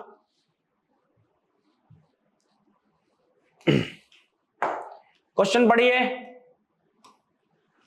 Which of the following is the main reason of land degradation in Jharkhand? Jharkhand में लैंड डिग्रेड होने का रीजन क्या है? देखिए, आप देख पा रहे होंगे लगातार इसी लेवल के क्वेश्चन पूछे जा रहे हैं, लगातार इसी अप्रोच वाले क्वेश्चन पूछे जा रहे हैं कि लैंड डिग्रेडेशन, मतलब एक चीज तो पक्की हो गई कि अगर एमसीक्यू आएगा अभी तो ज्यादा प्रोबेबिलिटी है कि वो लैंड डिग्रेडेशन से क्वेश्चन पूछ लेगा। तो हमें क्या करना है? हमें एक टेबल बना लेनी है।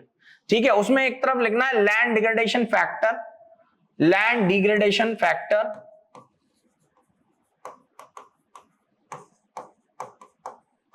ठीक है, और दूसरे तरफ लिखना है अफेक्टेड स्टेट्स।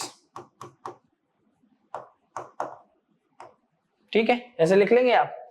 तो एक तरफ लिखते जाओ, लैंड डिग्रेडेशन में सबसे पहला फैक्टर क्या आएगा आपका? ओवर ग्रेजिंग मान लो आ गया।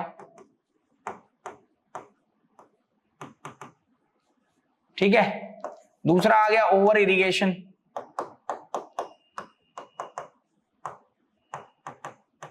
ठीक है, तीसरा आ गया माइनिंग,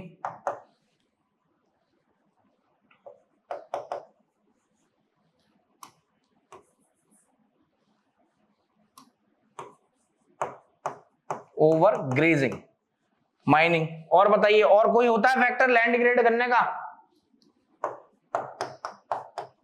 इंडस्ट्रियल वेस्ट। और बताइए, और कोई हो सकता है? तो ये ब्रॉडली हमें 3-4 आइटम्स ऐसे दिख रहे हैं जो कि लैंड डिग्रेडेशन के लिए रिस्पॉन्सिबल हैं। ठीक है, तो अगर मैं बात करूं ओवर ग्रेजिंग की, तो हमारे सामने एग्जांपल क्या है? गुजरात, महाराष्ट्र और मध्य प्रदेश, एमपी। फिर अगर मैं बात करूं ओवर इरिगेशन की, तो ओवर इरिगेशन में हमारे पास कौन कौन से स्टेट्स दिख रहे हैं? पंजाब, हरियाणा और यूपी। फिर अगर मैं बात करूं माइनिंग में, तो माइनिंग में हमें कौन से स्टेट्स दिख रहे हैं? उड़ीसा, वेस्ट बंगाल, WB का मतलब वेस्ट बंगाल है, और कौन दिख रहा है? झारखंड। इस पॉकेट में ये वाले जो रीजंस हैं, यहाँ पे इंडस्ट्रियल डेवलपमेंट सबसे ज्यादा है ना, आयरन स्टील इंडस्ट्री सबसे ज्यादा लगी हुई है यहाँ पे, माइनिंग सबसे ज्यादा है यहाँ पे, छोटा नागपुर प्लेट्यू। ठीक है, तो माइनिंग की वजह से कहां हो रहा है लैंड डिग्रेड? झारखंड में। ठीक है, फिर बात आती है इंडस्ट्रियल वेस्ट। तो इंडस्ट्रियल वेस्ट की अगर मैं बात करूं, industrial waste is the reason for water pollution and land degradation also.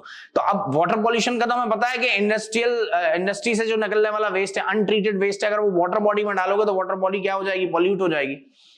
लेकिन लैंड डिग्रेडेशन कैसे हो सकता है इंडस्ट्रियल वेस्ट के थ्रू? तो अगर मैं बात करूं स्टोन क्रशिंग इंडस्ट्रीज जो होती हैं, जहां पे स्टोन क्रशिंग बहुत ज्यादा होती है, वहां के आसपास की पूरी लैंड जो है वो डिग्रेड हो जाती है।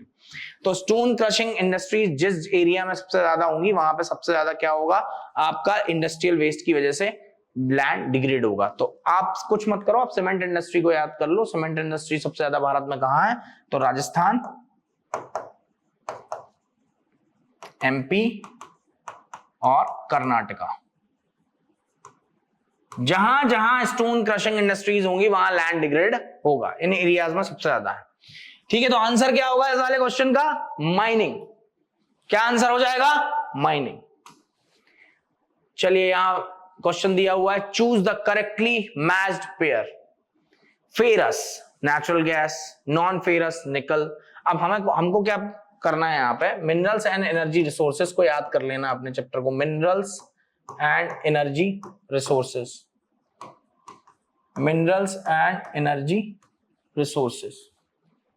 अगर मैं बात करूं मिनरल्स एंड एनर्जी रिसोर्सेज के अंदर, तो हमने क्लासिफिकेशन ऑफ मिनरल्स पढ़ा था। क्लासिफिकेशन ऑफ मिनरल्स पढ़ा था, ठीक है। क्लासिफिकेशन ऑफ मिनरल्स हमने पढ़ा है। क्लासिफिकेशन ऑफ मिनरल्स में हमने देखा है कुछ कैटेगरीज हैं। कौन कौन सी हैं? मेटेलिक, नॉन मेटेलिक और एनर्जी मिनरल्स, यही पढ़ रखा है हमने, ठीक है। तो अब सीधी सी बात है, अगर मैं बात करूं सबसे लास्ट से स्टार्ट करते हैं, एनर्जी मिनरल्स। अभी एक ऑप्शन गायब हो जाएगा इससे। तो इसमें कौन कौन आता है? कोल, पेट्रोलियम और नेचुरल गैस। ये हो गए 3 ऑप्शंस, ठीक है, 3 ऑप्शंस हो गए ये। फिर बात आती है नॉन मेटेलिक की। तो नॉन मेटेलिक में अगर मैं बात करूं तो लाइमस्टोन, माइका, ये हो गए आपके नॉन मेटेलिक। फिर अगर मैं मेटेलिक में बात करूं तो इसमें भी 2 कैटेगरीज होती हैं, फेरस और नॉन फेरस, ठीक है। फेरस और नॉन फेरस। फेरस मतलब आयरन कंटेनिंग जो मिनरल होता है उसको हम कहते हैं फेरस। इसमें क्या आता है आपका? आएगा निकल, कोबाल्ट, ठीक है। तो हमको दिख रहा है क्या? 2 ऑप्शंस गायब कर दिए यहाँ पे। ये वाला गलत हो जाएगा, ये वाला गलत हो जाएगा। अब क्या बचा? नॉन मेटेलिक मिनरल्स, लाइमस्टोन बिल्कुल सही है। एनर्जी मिनरल्स, कोबाल्ट गलत है। तो यहाँ पे इस तरह से भी आप टेबल बना लेंगे ना, अपनी जो भी आपकी रिवीजन कॉपी है उसमें इस तरह का टेबल बना लेंगे, कभी भी ऐसा क्वेश्चन आएगा आप कभी नहीं फंसोगे। चलिए आगे बढ़ते हैं। स्टेटमेंट वाले क्वेश्चन, इस तरह के क्वेश्चन पूछे जाने की पॉसिबिलिटी भी रहती है। स्टेटमेंट वाले question, read the given statement and choose the correct option with regard to rabi cropping season from the following. सबसे पहला स्टेटमेंट क्या है? Rabi crops are sown in winter. तो अभी अभी हमने कुछ देर पहले पढ़ा था कि रबी क्रॉप्स का सीजन क्या होता है? नवंबर दिसंबर से लेके मार्च तक या अप्रैल तक। तो सीधी सी बात है, सोइंग पहले होगी, हार्वेस्टिंग बाद में होगी। इतना तो दिमाग है ही हमारे पास। तो और ये भी पता है कि नवंबर दिसंबर में विंटर सीजन होता है भारत में। तो ये स्टेटमेंट बिल्कुल सही है। Sown from October to December and harvest from April to June. मैंने आपको बताया था कि इंडिया में सोइंग और हार्वेस्टिंग का जो टाइम पीरियड है वो वेरी कर सकता है प्लेस टू प्लेस। समझ गए बात को? जैसे अगर मैं बात करूं तो अक्टूबर में सोइंग की है तो आपकी फरवरी मार्च में क्या हो जाएगा? हार्वेस्टिंग हो जाएगी। दिसंबर जनवरी में अगर सोइंग की है तो फिर वो अप्रैल मई तक जाएगा, ठीक है। तो ये वाला स्टेटमेंट भी बिल्कुल सही है। इंपॉर्टेंट क्रॉप्स जो है वो है मेज, कॉटन, जूट। अब ये वाला जो स्टेटमेंट है ये थोड़ा कॉन्ट्राडिक्टरी दे दिया इन्होंने, ठीक है। कैसे दे दिया? क्योंकि हमें पता है कि कॉटन जो है वो काय में ग्रो होता है। हमें इन दोनों की चिंता ही नहीं करनी, हमें इन दोनों को देखना ही नहीं है। हमको नहीं पता मेज कहां पैदा होता है, कब पैदा होता है, जूट कहां पैदा होता है, कब, हमको नहीं पता, ठीक है। हमको सिर्फ ये पता है कि कॉटन खरीफ क्रॉप में पैदा होता है, बात खत्म। ये स्टेटमेंट क्या हो जाएगा? गलत। कभी कभार हम क्या होते हैं, क्वेश्चंस में फंसा लेते हैं खुद को। तो वो भी नहीं करना है आपको। क्वेश्चंस में अपने आप को फंसाना नहीं है। आपको जो आता है ना, आप तो उतना दिमाग लगाओ, बात खत्म। आप ज्यादा अपना दिमाग लगाने की कोशिश करोगे, फेल हो जाओ। अगर आप इसके बारे में सोचने लग गए यार मेज होता है कि नहीं होता है, आप इसको भूल गए, आप इसमें और इसमें फंस गए और आपने इसको भी सही कर दिया, तो गलत हो जाएगा। ठीक है, तो ये स्टेटमेंट हो गया गलत। फिर Punjab, Haryana, Uttar Pradesh are important for the production of wheat, ये भी बिल्कुल सही है। अब चलो मैं मान लेता हूं कि ऐसी सिचुएशन आ गई कि हमें सिर्फ ये वाला ऑप्शन ही पता है, या आपने पूरा क्वेश्चन पढ़ा और इस वाले स्टेटमेंट को ही पकड़ के बैठ गए आप, तो हमें क्या करना है, फिर से एलिमिनेशन मेथड लगा देना है यहां पर। थर्ड वाला और थर्ड वाला क्या पूछा है, करेक्ट ऑप्शन, और थर्ड वाला क्या है, इनकरेक्ट, तो तीनों ऑप्शन गायब। सीधा आंसर क्या आएगा, सी। बाकी के दो स्टेटमेंट मैं पढ़ूं भी नहीं तो भी ये क्वेश्चन सॉल्व कर दूंगा। ठीक है, इस तरह की जब अप्रोच होगी ना, तो आप देखना आपके जो मार्क्स का लेवल है ना, वो अभी जहां भी होगा ना उससे बहुत ऊपर उठ जाएगा। ठीक, आगे बढ़ते हैं। फिर यहां पे कुछ स्टेटमेंट दिए हुए हैं और वो पूछ रहा है कि आप सॉइल को आइडेंटिफाई करिए। ठीक है, पहला स्टेटमेंट पढ़ते हैं। It develops an area with high temperature. High temperature किस किस कौन कौन सी सॉइल के पास हो सकता है हाई टेम्परेचर? भाई वो तो सभी के पास हो सकता है हाई टेम्परेचर। हाई टेम्परेचर का मतलब क्या होता है? हाई टेम्परेचर का मतलब क्या है? दिमाग लगा पा रहे हो यहां पे? क्या मतलब होता है हाई टेम्परेचर का? हाई टेम्परेचर का मतलब 48 डिग्री नहीं होता है। वो तो हमारे सेंट्रल इंडिया में, नॉर्थ इंडिया में सभी जगह पहुंच जाएगा गर्मियों में। इतनी गर्मी पड़ती है ना भारत में। क्या साउथ के स्टेट्स में इतनी गर्मी पड़ती है? नहीं। क्या नॉर्थ के स्टेट्स में इतनी गर्मी पड़ती है? नहीं। तो फिर वो बात कर रहा है हाई टेम्परेचर की, मतलब ये तो एरिड सॉइल हुई, मॉइस्चर वॉइस्चर खत्म हो गया, सब न्यूट्रिएंट्स गायब हो गए, तो एरिड सॉइल आंसर होना चाहिए। लेकिन सेंट्रल इंडिया में तो एरिड सॉइल के साथ साथ ब्लैक सॉइल, रेड सॉइल ये भी मिलते हैं, एलुवियल सॉइल ये भी मिलता है। उत्तर प्रदेश में भयंकर गर्मी पड़ती है, एलुवियल सॉइल मिलती है।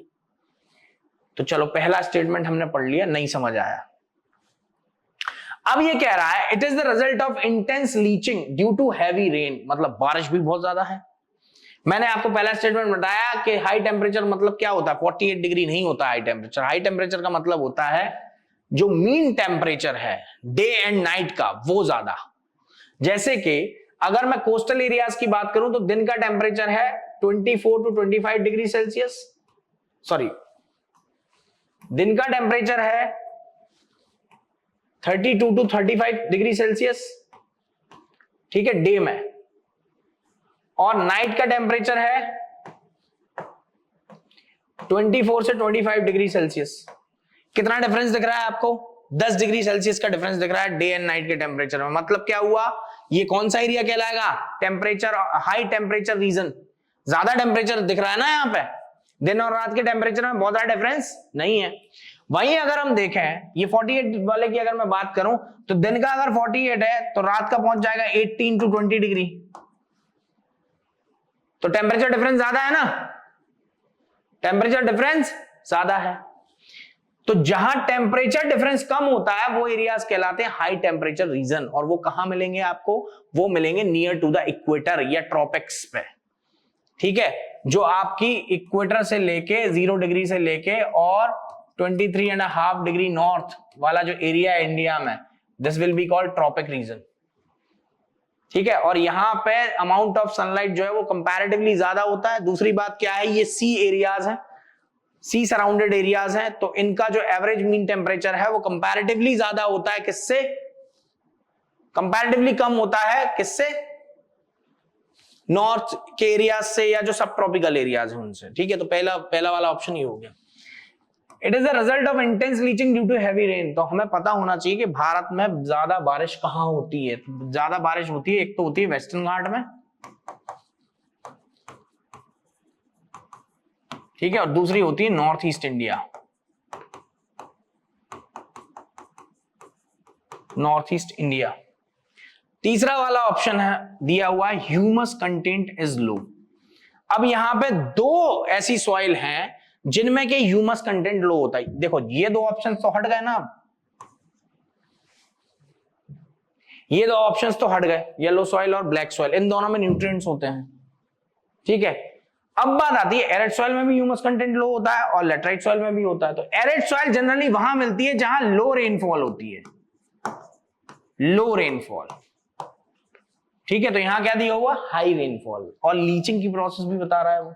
लीचिंग मैंने आपको बताया वाटर अक्यूमुलेशन, वाटर अक्यूमुलेशन की वजह से क्या होता है, आपके जो सॉइल है उसकी वाटर एब्जॉर्प्शन कैपेसिटी क्या हो जाती है, लूज हो जाती है, जिसकी अल्टीमेटली फर्टिलिटी लूज होती है उससे। तो आंसर क्या होगा, लेटराइट सॉइल। और लेटराइट सॉइल इंडिया में मिलती कहां कहां है, ये ऑप्शन भी पूछा, ये क्वेश्चन भी पूछा जा सकता है। तो आपको पूरे साउथ इंडिया में मिल जाएगी, ठीक है, लेटराइट सॉइल। फिर भी स्टेट के नाम लिख लेते हैं, कर्नाटका, केरला और तमिलनाडु और नॉर्थ ईस्ट इंडिया, ठीक है। और laterite soil is very favourable for plantation crops. अब प्लांटेशन क्रॉप्स कौन सी है ये बताने की जरूरत नहीं है, आई थिंक मुझे वो पता होना चाहिए आपको, एग्रीकल्चर चैप्टर में है, फिर भी चलो अपन यहां पे बात कर लेते हैं। प्लांटेशन क्रॉप्स की अगर मैं बात करूं तो प्लांटेशन क्रॉप्स में आते हैं rubber, tea, coffee, cashew nut, ये। और आपको पता है ये सारे के सारे जो प्लांटेशन है वो इन्हीं एरियाज में मिलेंगे, ठीक। फिर बात आती है कि यहां पे एक क्वेश्चन और पूछा जा सकता है कि भाई ब्लैक सॉइल कहां कहां मिलती है। तो 3 स्टेट्स के नाम याद रखिए आप बस, महाराष्ट्र, गुजरात और मध्य प्रदेश। ये एमसीक्यू में ही पूछा जा सकता है और आपसे मैप में भी पूछा जा सकता है। येलो सॉइल कहां मिलेगी, yellow is a hydrated form, hydrated form of red soil, ठीक है। रेड सॉइल में, रेड सॉइल का हाइड्रेटेड फॉर्म है और सबसे ज्यादा कहां मिलती है, छत्तीसगढ़, उड़ीसा, आंध्र प्रदेश, ठीक है। एरिड सॉइल कहां मिलती है, एरिड सॉइल मिलेगी आपको राजस्थान, गुजरात और मध्य प्रदेश, ठीक है, इन एरियाज में मिलेगी, वेस्टर्न मध्य प्रदेश में मिलेगी। फिर अगला नंबर आता है, अगला क्वेश्चन है, suggest any 2 measures of conservation of forest, suggest any 2 measures for the conservation of wild life. Forest के लिए बताइए और वाइल्ड लाइफ के लिए बताइए, दो, मतलब ये दो, एक नंबर का क्वेश्चन है या 2 नंबर का क्वेश्चन है, ठीक है। तो अगर मैं पहले वाले को देखूं तो किसको कंजर्व करना है आपको, फॉरेस्ट को कंजर्व करना है। तो सबसे पहले आपको क्या करना पड़ेगा, एफॉरेस्टेशन करनी पड़ेगी, एफॉरेस्टेशन करनी पड़ेगी। और क्या करना पड़ेगा आपको, माइनिंग एक्टिविटीज कंट्रोल करनी पड़ेंगी,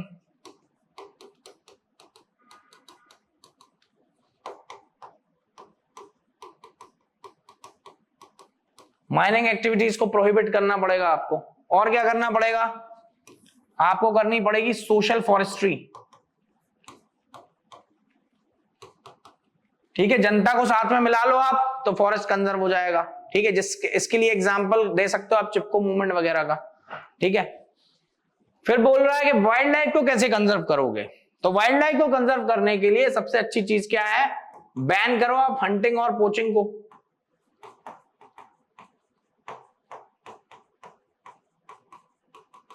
जो कि कर चुकी सरकार, जो कि कर रखा है सरकार ने। और कैसे कर सकते हो आप, ह्यूमन एनिमल स्ट्रगल को खत्म करिए, ह्यूमन एनिमल स्ट्रगल। इसका मतलब समझ पा रहे हैं आप, ये बड़ी नई चीज बोल दी मैंने आपके सामने। ह्यूमन एनिमल स्ट्रगल का मतलब जानते हो क्या है, आप रोड क्रॉस कर रहे हैं, सामने शेर आ गया, आपने गाड़ी छोड़ा दिया उसको, वो बेचारा रोड क्रॉस कर रहा था, जंगल जा रहा था। तो सरकार को या गवर्नमेंट को इस तरह की व्यवस्था करनी चाहिए ना कि जो भी जानवर, जो भी फॉरेस्ट एरियाज है उनमें जो रोड्स निकली हुई हैं, तो जानवरों के क्रॉस करने के लिए कुछ आपको तरीके नए बनाने पड़ेंगे ताकि उनका ह्यूमंस के साथ स्ट्रगल ना हो, इस तरह से रोक सकते हो। फिर और क्या कर सकते हो, लीगल प्रोटेक्शन दे सकते हो, लीगल प्रोटेक्शन, लीगल प्रोटेक्शन दे सकते हो। लीगल प्रोटेक्शन कैसे देंगे भाई, एक आपने पढ़ा होगा Indian wild life act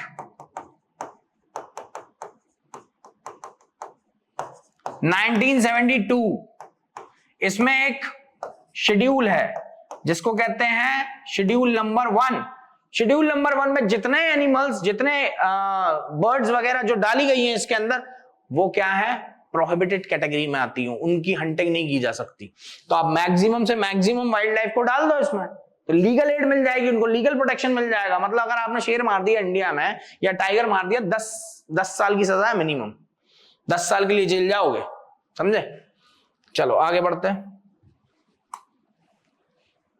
manufacturing industries are the considered the backbone of economic development. ये इसका आंसर अपन लिख चुके हैं पहले, ठीक है ना, आपको पता है बहुत अच्छे से, मैंने बहुत अच्छे से फ्लो चार्ट के फॉर्म में आपको बना दिया है, उसी को कॉपी करना है। सेम क्वेश्चन है, केवल लैंग्वेज बदल दी गई है, घबराना नहीं है कभी भी। अगर आपने देख लिया इकोनॉमिक डेवलप, आपको 2 वर्ड पकड़ने, इकोनॉमिक डेवलपमेंट और मैन्युफैक्चरिंग इंडस्ट्री, बात खत्म, सीधा वही आंसर लिखना है इसमें, ठीक है। चलो आगे बढ़ते हैं। How is energy a basic requirement for economic development? Explain. How are conventional sources of energy different from non-conventional sources? वाह, बहुत अच्छा क्वेश्चन है ये।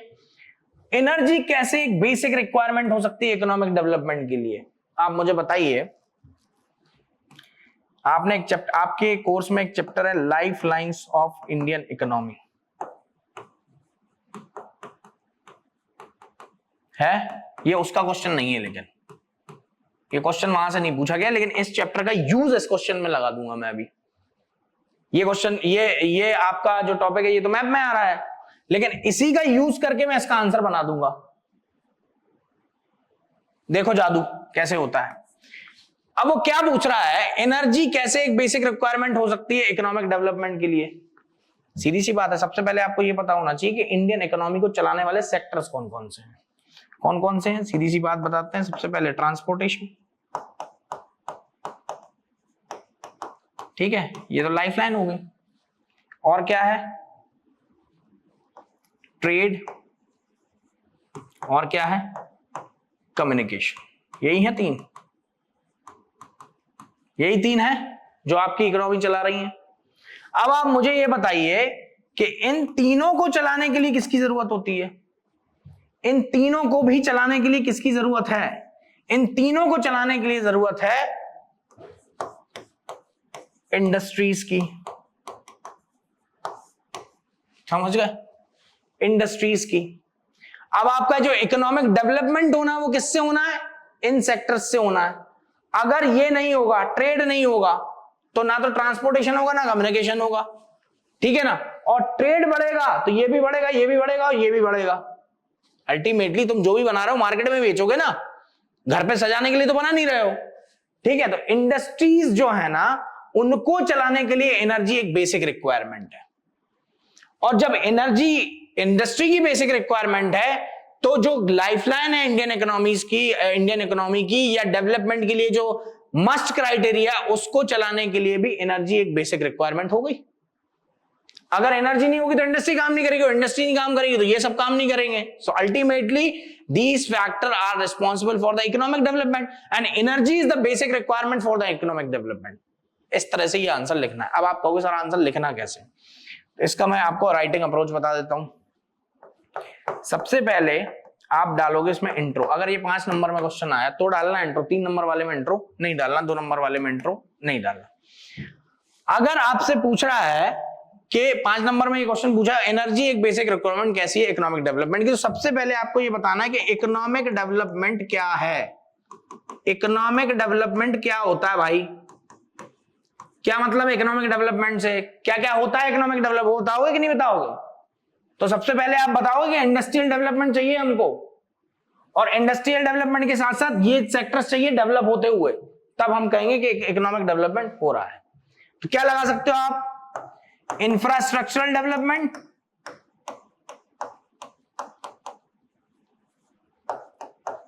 इंफ्रास्ट्रक्चरल डेवलपमेंट, और क्या लगा सकते हो, इंडस्ट्रियल डेवलपमेंट,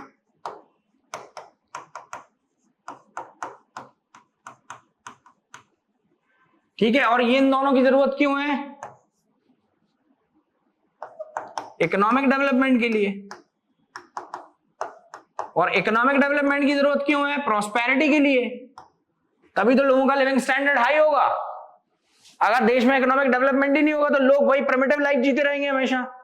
वो इकोनॉमिकली रिच नहीं होंगे तो कभी भी डेवलप भी नहीं होंगे। आप देख रहे हो ना इंडिया कितना तेजी से बदल रहा है। आज से 10 साल पहले जो चीजें मार्केट में अवेलेबल नहीं थी, जिन चीजों के बारे में लोगों ने सुना नहीं था, वो लोग यूज कर रहे हैं आज की डेट में। तो क्या हुआ, ये स्टैंडर्ड ऑफ लिविंग बढ़ गया ना, क्योंकि आपकी इकोनॉमी धीरे धीरे बढ़ रही है। आपकी कंट्री में इकोनॉमिक डेवलपमेंट तेजी से हो रहा है। वहीं अगर मैं आपकी कंट्री को केन्या और नाइजीरिया के साथ कंपेयर करूं तो आप देखोगे वहां के लोगों को अभी भी वो चीजें अवेलेबल नहीं है जो आप 10 साल पहले यूज कर रहे थे। So this is called economic development। तो आपने पहले डिफाइन कर दिया इकोनॉमिक डेवलपमेंट, फिर आप क्या करोगे, मेन बॉडी बनाओगे इसकी। मेन बॉडी में आप बनाओगे कि एनर्जी रिक्वायरमेंट किन किन सेक्टर्स में होती है। तो एनर्जी रिक्वायरमेंट सबसे पहले चाहिए आपको इलेक्ट्रिसिटी जनरेशन के लिए।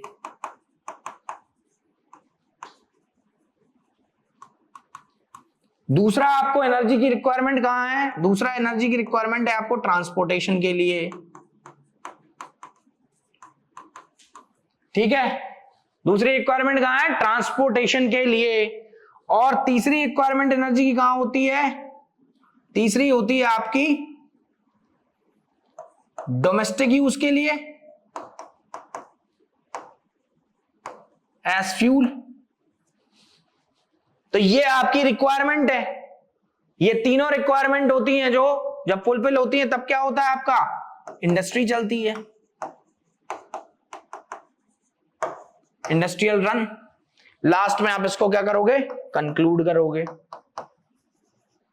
कंक्लूड कैसे करोगे कि इंडिया में एनर्जी का जो ग्रोथ है या एनर्जी प्रोडक्शन जो है वो लगातार बढ़ता जा रहा है। क्यों बढ़ता जा रहा है, because we have fast moving infrastructure and fast moving industrial sector. तेजी से इंडस्ट्री बढ़ रही है, इंफ्रास्ट्रक्चर बढ़ रहा है, जिसकी वजह से एनर्जी की रिक्वायरमेंट डेली हाई होती जा रही है और प्रोडक्शन भी हाई हो रहा है उसी से। कंक्लूड हो गया आंसर। फिर दूसरा क्वेश्चन क्या पूछ रहा है वो, how are conventional sources of energy different from non conventional sources. क्या पूछ रहा है वो आपसे, क्वेश्चन पे ध्यान दो। वो आपसे ये जानना चाह रहा है कि आपको सबसे पहली बात तो कन्वेंशनल और नॉन कन्वेंशनल का मतलब भी पता है या नहीं। कन्वेंशनल और नॉन कन्वेंशनल का मतलब पता है या नहीं। सबसे पहले आप क्या करोगे, डिफाइन करोगे इनको, क्या होते हैं कन्वेंशनल सोर्सेज और क्या होते हैं non conventional sources. Conventional sources वो सोर्सेज हैं जो हमारे लिए ज्यादा कन्वीनियंट है करंट यूज में। क्या है ये, कन्वीनियंट है एक तो, ठीक है, इकोनॉमिकली फीजिबल है,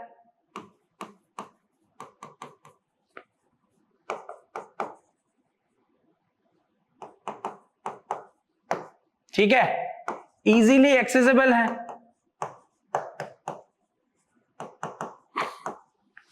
ये आपने बता दिया भाई।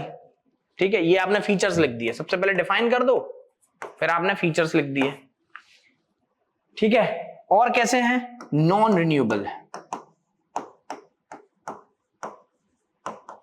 टेक्नोलॉजी डेवलप्ड है इनकी,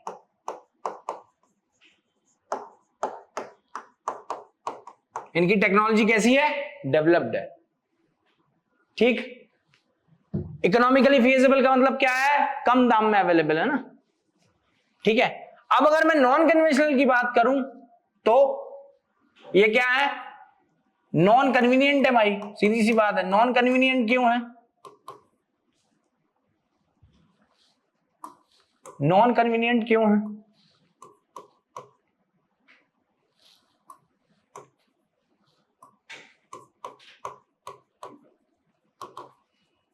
नॉन कन्वीनियंट इसलिए है क्योंकि इकोनॉमिकली फीजिबल नहीं है। ठीक है ना, नॉट इकोनॉमिकली फीजिबल, फीजिबल नहीं है, इजीली एक्सेसिबल नहीं है।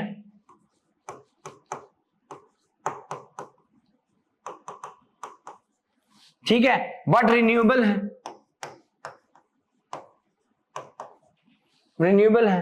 ठीक है, टेक्नोलॉजी जो है वो डेवलपिंग स्टेज में है, टेक्नोलॉजी डेवलपिंग स्टेज में है।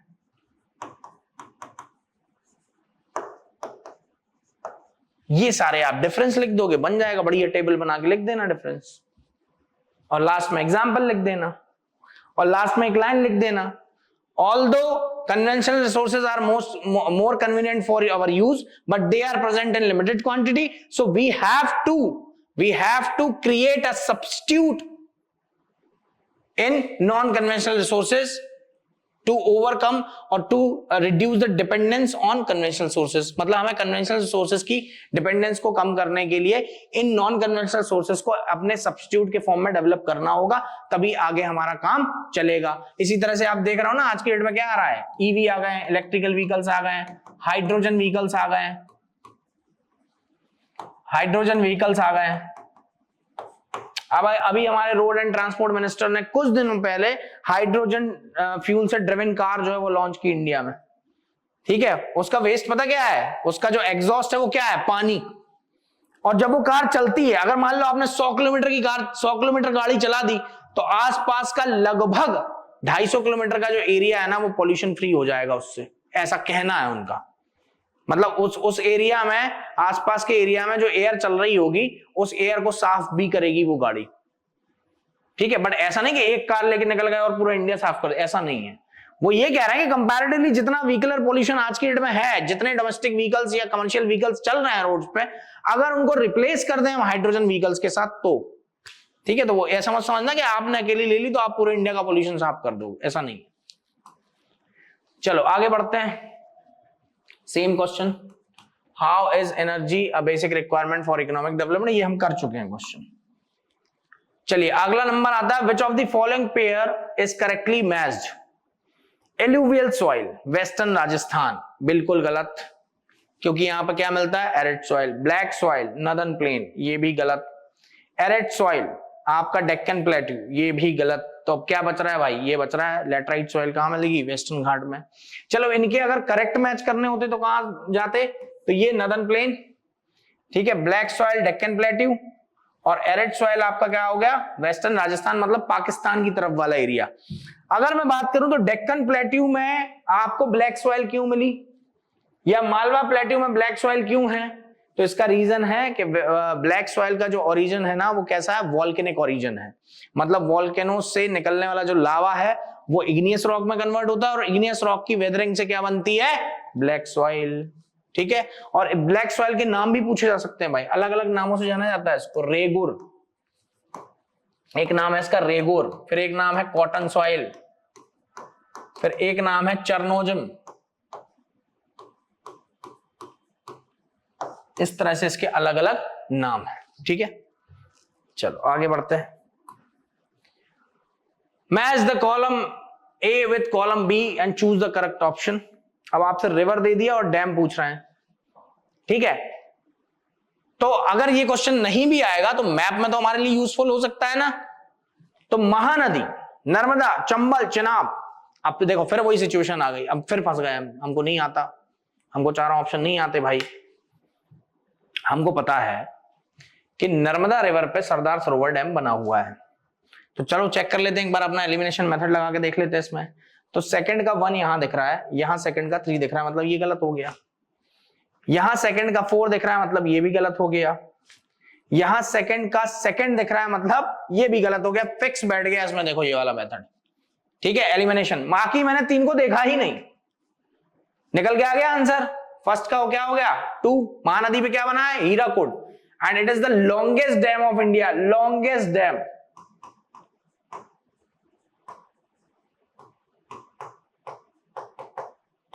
लॉन्गेस्ट डैम ऑफ इंडिया, ठीक है। लगभग 16 माइल्स के आसपास इसका लेंथ है, ऐसा कुछ वेबसाइट्स दावा करती हैं, ठीक है। फिर बात आती है चंबल, तो चंबल पे बना हुआ राणा प्रताप सागर। राणा प्रताप सागर जो है वो है राजस्थान में, ठीक है, राजस्थान। और हीराकुड कहां पे है, तो हीराकुड की लोकेशन है उड़ीसा। उड़ीसा में कटक डिस्ट्रिक्ट में ये बना हुआ है, ठीक है। और कटक क्यों फेमस है, कटक एक तो हीराकुड या महानदी के लिए फेमस है, और दूसरा वो सुभाष चंद्र बोस का बर्थ प्लेस भी है कटक, ठीक है। महानदी, ठीक है, महानदी पे क्या बना हुआ है, हीराकुड, ये याद रखना। फिर सरदार सरोवर डैम, सरदार सरोवर डैम जो है वो गुजरात के केवड़िया डिस्ट्रिक्ट में बना हुआ है, जहां पे स्टैच्यू ऑफ यूनिटी बना हुआ है, दुनिया का सबसे ऊंचा स्टैच्यू। ठीक है, फिर बात आती है चेनाब। चेनाब रिवर पे बना हुआ है सलल डैम। ठीक है, सलल डैम चेनाब रिवर पे। और इंडिया पाकिस्तान के बीच में डिस्प्यूट भी है इस डैम को लेके बहुत ज्यादा, क्योंकि पाकिस्तान कहता है कि इसका जो पानी है वो आपको रोकने का अधिकार नहीं है, लेकिन इंडिया कहता है हमें कोई दिक्कत नहीं है, हम तो बनाएंगे, तुम्हें जो कुछ करना हो करते रहो। यूएन में बार बार जाके रोता है पाकिस्तान इसके लिए। चलो आगे बढ़ते हैं। Identify the crop with the help of following information and choose the correct option. सबसे पहला देखते हैं, this is the staple food crop, this is a kharif crop, it requires high temperature and high humidity, it requires above 100 centimeter of annual rainfall। आप सब भूल जाओ, सब भूल जाओ, आप केवल एक स्टेटमेंट याद रखो, पहला वाला, this is the staple food crop. India में जो स्टेपल फूड क्रॉप है वो दो ही हैं। कॉटन तो कोई खाता नहीं है भारत में, कोई खाता हो तो देख लेना। स्टेपल फूड क्रॉप दो है, एक है व्हीट और एक है राइस। और राइस की अगर मैं बात करूं तो राइस को इकलौता स्टेपल फूड क्रॉप भी आप मान सकते हो, क्योंकि 70% एरिया में राइस कंज्यूम करते हैं भारत के अंदर। पूरे साउथ के स्टेट, पूरे ईस्ट के स्टेट, पूरे नॉर्थ ईस्ट के स्टेट, तो मैक्सिमम लोग भारत में चावल ही खाते हैं। इसलिए स्टेपल फूड हम किसको डाल सकते हैं यहाँ पे, राइस को केवल। जो व्हीट है वो नॉर्थ इंडियंस के लिए स्टेपल है, केवल नॉर्थ इंडियंस के लिए, नॉर्थ इंडियंस और वेस्ट इंडियंस जो वेस्ट साइड में रहते हैं, ठीक है, नॉर्थ वेस्ट या वेस्ट इंडियंस, ठीक है, उन लोगों के लिए क्या है आपका व्हीट है, बाकी सबके लिए राइस है। तो ये वाला ऑप्शन भी आप हटा लो, सिर्फ एक सिंगल क्रॉप ही है जो आपका क्या है, स्टेपल फूड क्रॉप है, और कहां पे मैक्सिमम 70% एरिया कवर करता है ये, बाकी सब भूल लो, निकल गया answer. Explain any two efforts taken by the government of India to modernize agriculture, और explain any two features of Rabi cropping season। तो सबसे पहले इस क्वेश्चन का पोस्टमार्टम करते हैं। क्या पूछ रहा है आपसे, दो एफर्ट पूछ रहा है भारत सरकार के जो उन्होंने मॉडर्नाइज करने के लिए एग्रीकल्चर को मॉडर्नाइज करने के लिए लिए हैं। सबसे पहले तो आप इसमें आंख बंद करके लिखाना ग्रीन रेवोल्यूशन। क्या लिख के आओगे, ग्रीन रेवोल्यूशन। और ग्रीन रेवोल्यूशन के अंदर आपको पता ही है क्या क्या किया गया है। एक तो इरिगेशनल फैसिलिटीज को बढ़ाया गया है। कुछ लोग शॉक भी हो गए होंगे, सर ने HYV सीट्स क्यों नहीं लिखा, पहले मैं उल्टा ही लिखता हूं, इरिगेशन। ठीक है, इरिगेशन। अब जब आप इरिगेशन ही नहीं दोगे तो आप कितनी मॉडर्न मेथड ऑफ फार्मिंग ले आओ, आप कितने ही HYV सीड्स ले आओ, आप कुछ भी ले आओ, आपकी खेती नहीं होने वाली। यहां पे कल्टीवेशन नहीं कर पाओगे आप। HYV सीड्स को क्या चाहिए, HYV सीड्स को चाहिए इरिगेशन, ज्यादा पानी चाहिए, वाटर रिक्वायरमेंट क्या होती है इनकी, हाई होती है। ठीक है, और क्या चाहिए, बायोकेमिकल्स, इसमें दोनों आ जाते हैं, फर्टिलाइजर्स और पेस्टिसाइड्स। और तीसरा आ गया आपका मॉडर्न इक्विपमेंट्स, मॉडर्न इक्विपमेंट्स। ठीक है, हो गए, तो ग्रीन रेवोल्यूशन हो गया। और क्या किया मॉडर्नाइज करने के लिए एग्रीकल्चर को, Indian council of agriculture research, इसके थ्रू अलग अलग रिसर्च सेंटर्स बनाए गए हैं, जैसे सोयाबीन रिसर्च इंस्टीट्यूट इंदौर में है, ठीक है, पल्सेस रिसर्च इंस्टीट्यूट कानपुर में है, ठीक है, राइस रिसर्च इंस्टीट्यूट कटक में है उड़ीसा के। ठीक है, इस तरह से यहां पे ICAR क्या करता है, HYV सीड्स को डेवलप करता है।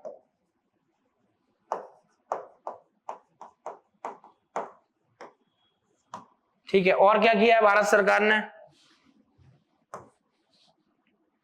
लैंड रिफॉर्म्स किए हैं। मैं आपको बहुत सारे बता के जाऊंगा, लिखने तो दो ही हैं लेकिन मैं आपको पूरे बता के जाऊंगा। लैंड रिफॉर्म्स किए हैं, और क्या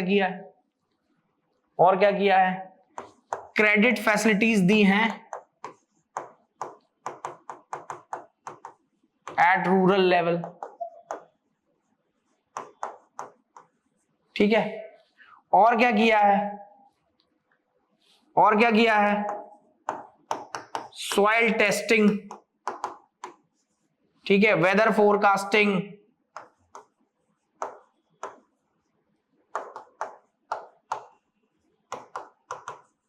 और क्या किया है, क्रॉप इंश्योरेंस,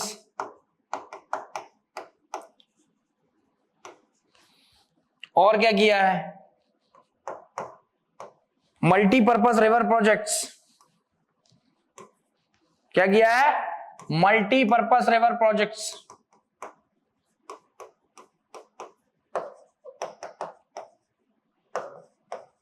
तो जो पसंद है वो लिखाना, ठीक है, ये दो जरूर लिख के आना। लेकिन जैसे ही वो देखेगा एग्जामिनर आपकी कॉपी, फटाक से नंबर देगा, उसको पता चल जाएगा आपको पता है ये सारी चीजें। चलो आगे बढ़ते हैं। देखिए ये वाले क्वेश्चंस तो अब पूछे जाने की संभावना है नहीं, ये पूछे गए हैं पहले, लेकिन अब वो जो लाइफलाइंस ऑफ इंडियन इकोनॉमी है वो आपका मैप में चला गया है, तो इस वजह से। How can the industrial pollution of fresh water be reduced, explain with example. The economic strength of a country is measured by the development of manufacturing industry. देखो फिर 3 बार ये क्वेश्चन रिपीट हो चुका है अभी तक, आंसर वही है, आंसर वही है जो मैं लिखवा चुका हूं आपको। बात करते हैं इस क्वेश्चन की, इंडस्ट्रियल पॉल्यूशन जो होता है फ्रेश वाटर का, उसको हम कैसे रोक सकते हैं। तो आपके एनसीईआरटी में ही इसका आंसर दिया हुआ है, ठीक है, जब आप एनटीपीसी वाला पार्ट पढ़ोगे उसमें ये आंसर मिल जाएगा, ठीक है। तो इसमें सबसे पहले आपको क्या बताना है, इंट्रो दोगे आप, ये 5 नंबर का क्वेश्चन है। इंट्रो में आप क्या डालोगे, सबसे पहले आप बताओगे कि वाटर पॉल्यूट होता कैसे है, तो आप इसमें डालोगे water pollution due to industrial waste.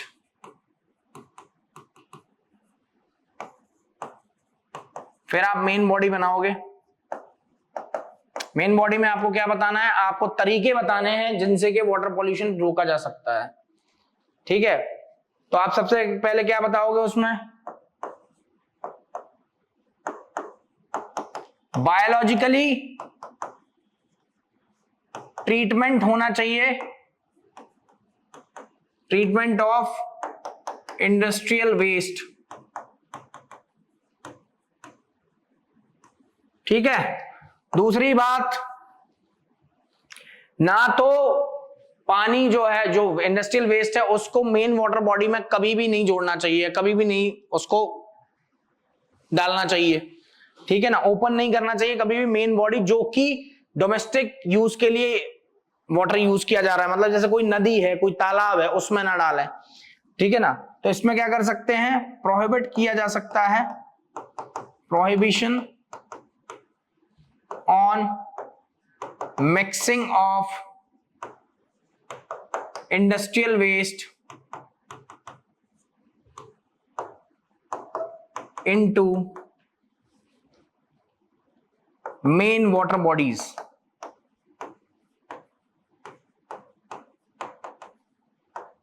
Main water bodies क्या होती है, रिवर, लेक, ठीक है, पॉन्ड, इनमें ना डाला जाए। फिर और क्या कर सकते हो, लीगल प्रोटेक्शन दे सकते हो, किसको, वाटर बॉडीज को, ठीक है ना। अब ये बायोलॉजिकल ट्रीटमेंट में 4 प्रोसेस से होता है ये biological treatment, stage 1, stage 2, stage 3 और स्टेज 4, ठीक है। तो इतना सब नहीं लिखना, ये मेन बॉडी बनाई, फिर आप बनाओगे कंक्लूजन। भारत सरकार ने क्या किया है अभी तक, तो हमने क्या किया, एनवायरमेंटल प्रोटेक्शन एक्ट बनाया है, एनवायरमेंटल प्रोटेक्शन एक्ट,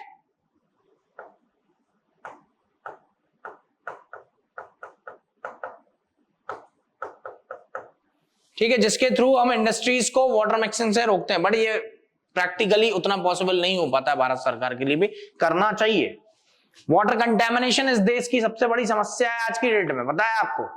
सबसे ज्यादा कंटेमिनेशन क्या होता है ग्राउंड वाटर में, आर्सेनिक का, जो कि कार्सिनोजेनिक क्या है, सब्सटेंस है, ठीक है ना। अगर ये पानी में है आपके यूरेनियम और आर्सेनिक, तो कैंसर होने से कोई भी नहीं बचा सकता, आपको होना ही होना है, एस्बेस्टस, आर्सेनिक और यूरेनियम, ठीक है। फिर पानी में लेड, मरकरी वगैरह भी कंटेमिनेट होती है, जिसकी वजह से किडनी फेलियर, हार्ट फेलियर, ये सब होता है, चलो आगे बढ़ते हैं। ये देखिए मैप के हिसाब से इसको कर सकते हो आप, तो इसका आंसर है चेन्नई। ठीक है, इसका आंसर क्या है? Which is the deepest landlocked and well protected sea port of India? Visakhapatnam.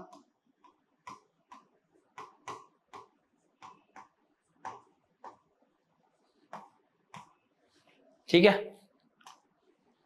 In which of the following state is a Kalpakkam nuclear power plant located? Kalpakkam में कौन सा लोकेटेड है? कलपक्कम कहां लोकेटेड? तमिलनाडु। देखिए इन दोनों स्टेट में कोई न्यूक्लियर पावर प्लांट नहीं है, no nuclear power plant. Bharat में अभी तो 7-8 जगह न्यूक्लियर पावर प्लांट्स हैं जो कि मतलब कंस्ट्रक्शन स्टेट में है। 6 ऐसे न्यूक्लियर पावर प्लांट्स हैं जो एक्टिव स्टेट में। जैसे गुजरात की अगर मैं बात करूं तो काकरापारा, गुजरात में कौन सा है? काकरापारा। वहीं अगर मैं यहां पे कलपक्कम हो गया, ठीक है। फिर अगर भारत का सबसे पहला न्यूक्लियर पावर प्लांट पूछ लिया आपसे, हालांकि नहीं पूछेंगे लेकिन आपसे ऐसा पूछ सकते हैं कि तारापुर कहां है, तो महाराष्ट्र में। ये पूछा जा चुका है, पूछे जाने की संभावना भी है। अगला कौन सा है? नरोरा, तो कहां है? यूपी। अगला कौन सा है? कायगा, कहां पे है? कर्नाटका। और कहां पे है? रावत भाटा, कहां पे है? कोटा, राजस्थान। ठीक है, और बताइए, हो गए 6? हाँ, काकरापारा, कलपक्कम, तारापुर, नरोरा, कायगा और रावत भाटा। ये 6 पावर प्लांट्स हैं जो अभी एक्टिव स्टेट में है। ठीक है, चलिए अगला number, Chandrapur thermal power plant. इसमें एक पावर प्लांट का नाम याद रखना, रामागुडेम। रामागुडेम पावर प्लांट पुरानी एनसीईआरटी में आंध्र प्रदेश में था, अभी तेलंगाना में है। कहां है? तेलंगाना। चलिए अब फिर वही हमारे सामने सिचुएशन फंस गई भाई, हमको नहीं आता, लो नहीं पता हमको, कैसे करेंगे? हमको सिर्फ एक चीज पता है, मयूरभंज आयरन ओर माइंस। तो मयूरभंज आयरन ओर माइंस जो है, मयूरभंज किसका डिस्ट्रिक्ट है? उड़ीसा का। ठीक है, ये पता है हमको। चलो ये लगा दिया हमने। इसमें आपको ऑप्शंस दिए रहेंगे, ठीक है ना, यहां ऑप्शंस डालना भूल गए, ये ऑप्शंस दिए होंगे तो उसमें एलिमिनेशन मेथड आप लगा सकते हो। फिर बात आती है सेकंड नंबर पे, Kalol oil fields. Kalol oil fields कहां है? गुजरात में। ठीक है, फिर अगला नंबर आता है बॉक्साइड माइंस। बॉक्साइड माइंस कहां है? अमरकंटक, कटनी, मैकॉल, अमरकंटक, ये सब आपके बॉक्साइड माइनिंग है। चंद्रपुर थर्मल पावर प्लांट आपका है झारखंड। ठीक, चलिए अगला question, why agriculture is called the backbone of Indian economy? ये भी क्वेश्चन पूछ लिया गया था। ठीक है, इंडियन इकोनॉमी की बैकबोन क्यों कहते हैं? तो एग्रीकल्चर को अगर मैं बात करूं तो इंडिया में ज्यादातर लोग जो हैं वो एग्रीकल्चर में इन्वॉल्व हैं। ठीक है, मतलब 50% से ज्यादा जो वर्कफोर्स है वो किस में लगी हुई है? एग्रीकल्चर में लगी हुई है। दूसरी बात, agriculture is the major source of raw material for other industries. तो अगर एग्रीकल्चर जो सेक्टर है वो आपका डेवलप नहीं होगा तो जो रॉ मटेरियल पे बेस्ड, जो एग्रो रॉ मटेरियल पे बेस्ड इंडस्ट्रीज हैं वो क्या हो जाएंगी? बंद हो जाएंगी, है ना। तो इस तरह से इसका आंसर लिख सकते हो। तो आपको क्या बताना है इसमें? इसमें बताना है आपको सबसे पहले importance of agriculture in India. ये 3 नंबर में आएगा क्वेश्चन। इंडिया को एग्रेरियन इकोनॉमी भी कहते हैं, एग्रेरियन इकोनॉमी, क्योंकि मेजॉरिटी ऑफ पीपल जो हैं वो इंडिया में क्या करते हैं? खेती करते हैं। ठीक है, सो बच्चों मिलते हैं अगले लेक्चर में, ठीक है ना। अगले लेक्चर में हम डिस्कस करेंगे हिस्ट्री में जो हमारा पोर्शन रह गया है, नेशनलिज्म इन इंडिया, ठीक है, और जो चैप्टर बचे हुए हैं मेकिंग ऑफ ग्लोबल वर्ल्ड और प्रिंट कल्चर, उनके भी कुछ क्वेश्चंस लेने की कोशिश करेंगे। और इस सीरीज का जो मेन मोटिव है वो ये है आपको अवेयर करना आंसर राइटिंग के बारे में, कि किस तरह से आप आंसर्स को लिखेंगे या आंसर राइटिंग में क्या आपकी अप्रोच होगी। ठीक है, तो बच्चों मिलते हैं अगले लेक्चर में, है ना, तब तक पढ़ते रहिए। ठीक है, और बिल्कुल दम लगा के पढ़ो और अच्छे मार्क्स स्कोर करो, यही मेरी आपको विशेष है। थैंक यू बच्चों।